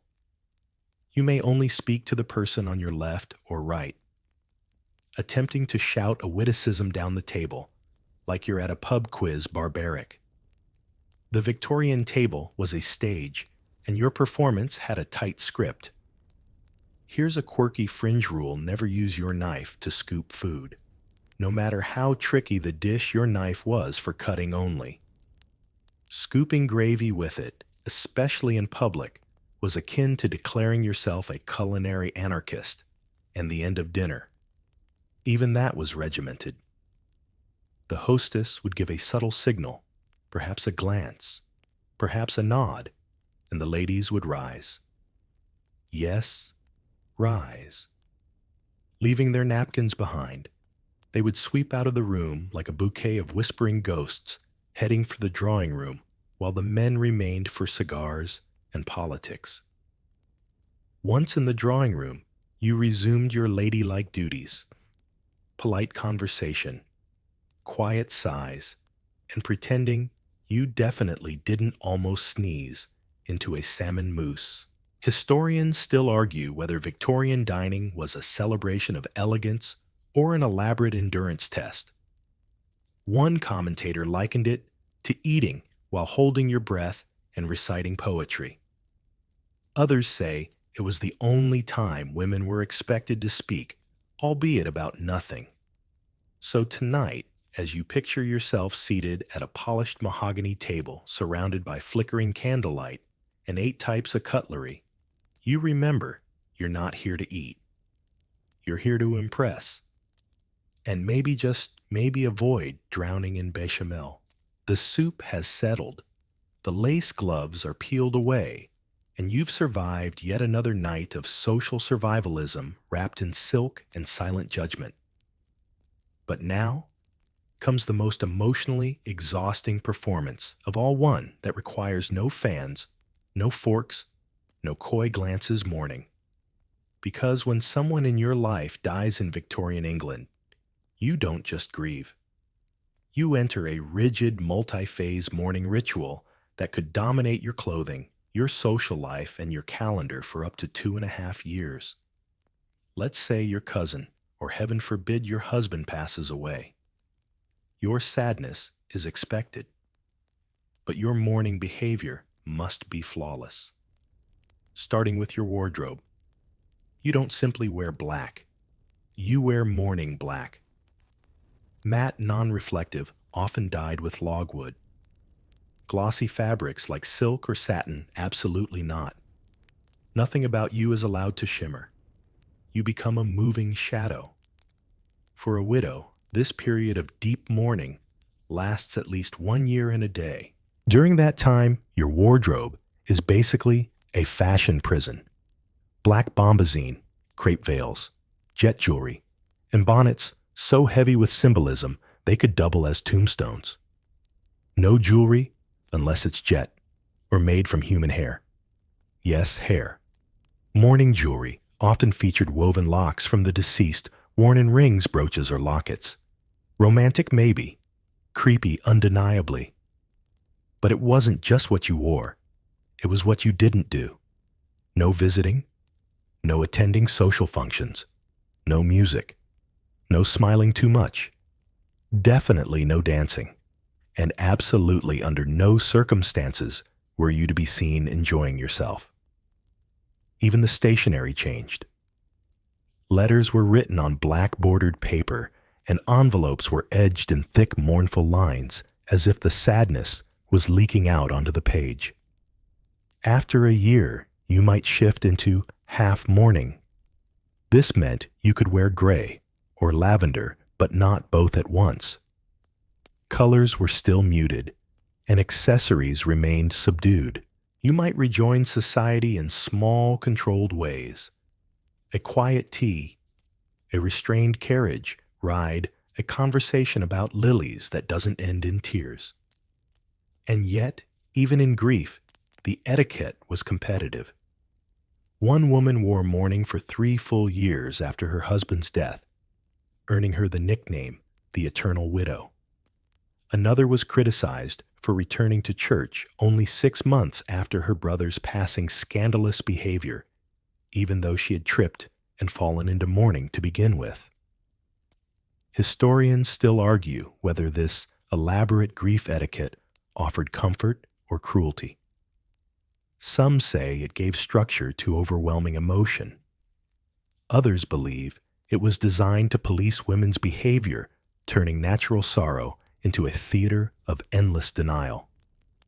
Either way, it was an expensive performance. Mourning clothes weren't cheap, and you were expected to cycle through them heavier fabrics for early morning lighter ones as you progressed. If you lost multiple relatives in succession, say a parent followed by a cousin, you could end up mourning for years, trapped in a wardrobe cycle of unrelenting sadness.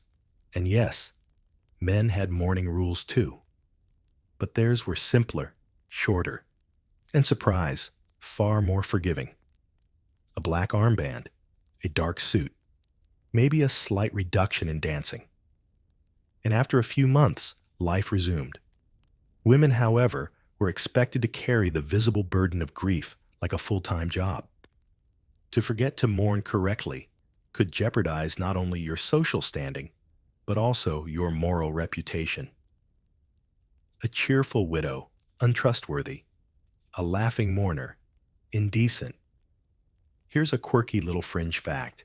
In some upper-class homes, the household clocks were stopped at the moment of death and not restarted until the mourning period ended. Imagine telling time by grief. And funerals themselves were highly orchestrated. You couldn't just show up. You had to dress appropriately, sit in the correct place, cry just enough, but not too much. Pallbearers were often chosen based on appearance rather than relationship. And if you fainted social gold, so long as you did it elegantly and without damaging the casket, mourning customs extended to widows' veils, which were long face-covering crepe monstrosities that made eating soup or maintaining depth perception nearly impossible.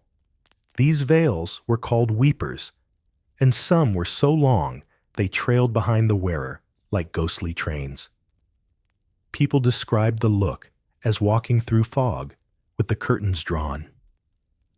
Then there's the business of re-emerging.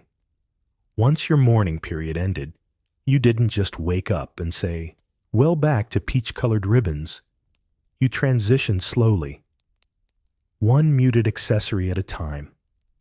Maybe a brooch with a hint of silver, a cuff that's slightly ruffled, a bonnet ribbon that whispers, "I still grieve, but I'm willing to smile at a distant cousin." And still, the judgment lingered. Returned too early, and people questioned your love. Wait too long, and they questioned your mental state. The balance was cruel and impossible. Some women tried to escape it entirely. A few daring souls moved abroad during mourning. Others wore black indefinitely, not out of obligation, but preference. One eccentric widow kept her entire house in mourning decor. Black drapes, black carpets, even black wallpaper. She hosted mourning teas, where guests were encouraged to wear somber tones and avoid happy topics. Yet through all this, there was power in mourning. Power to set boundaries, to opt out of the marriage market, to claim space in a world that rarely allowed women to define their own roles. In the crepe and jet and silence, some found freedom, albeit cloaked in sorrow.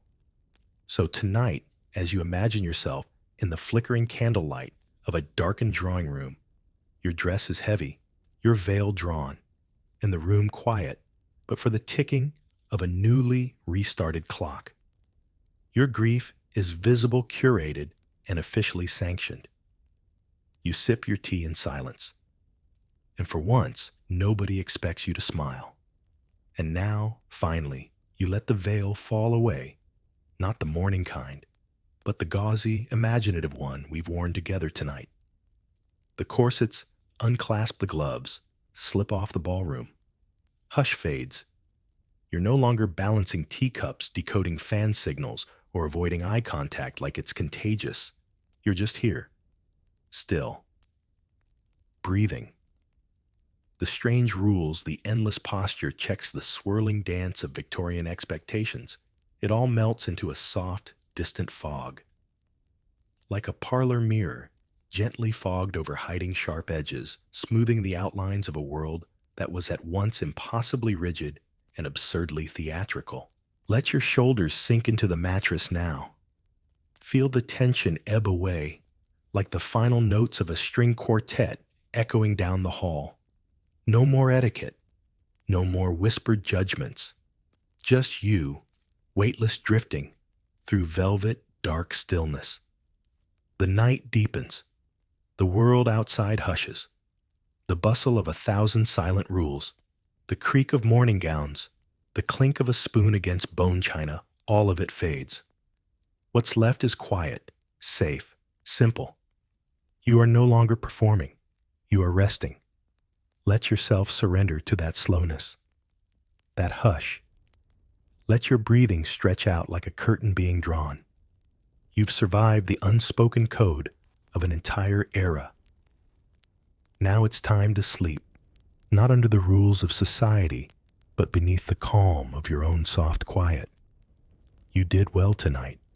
Sleep deeply now, knowing the world will still be there in the morning, just a little less corseted.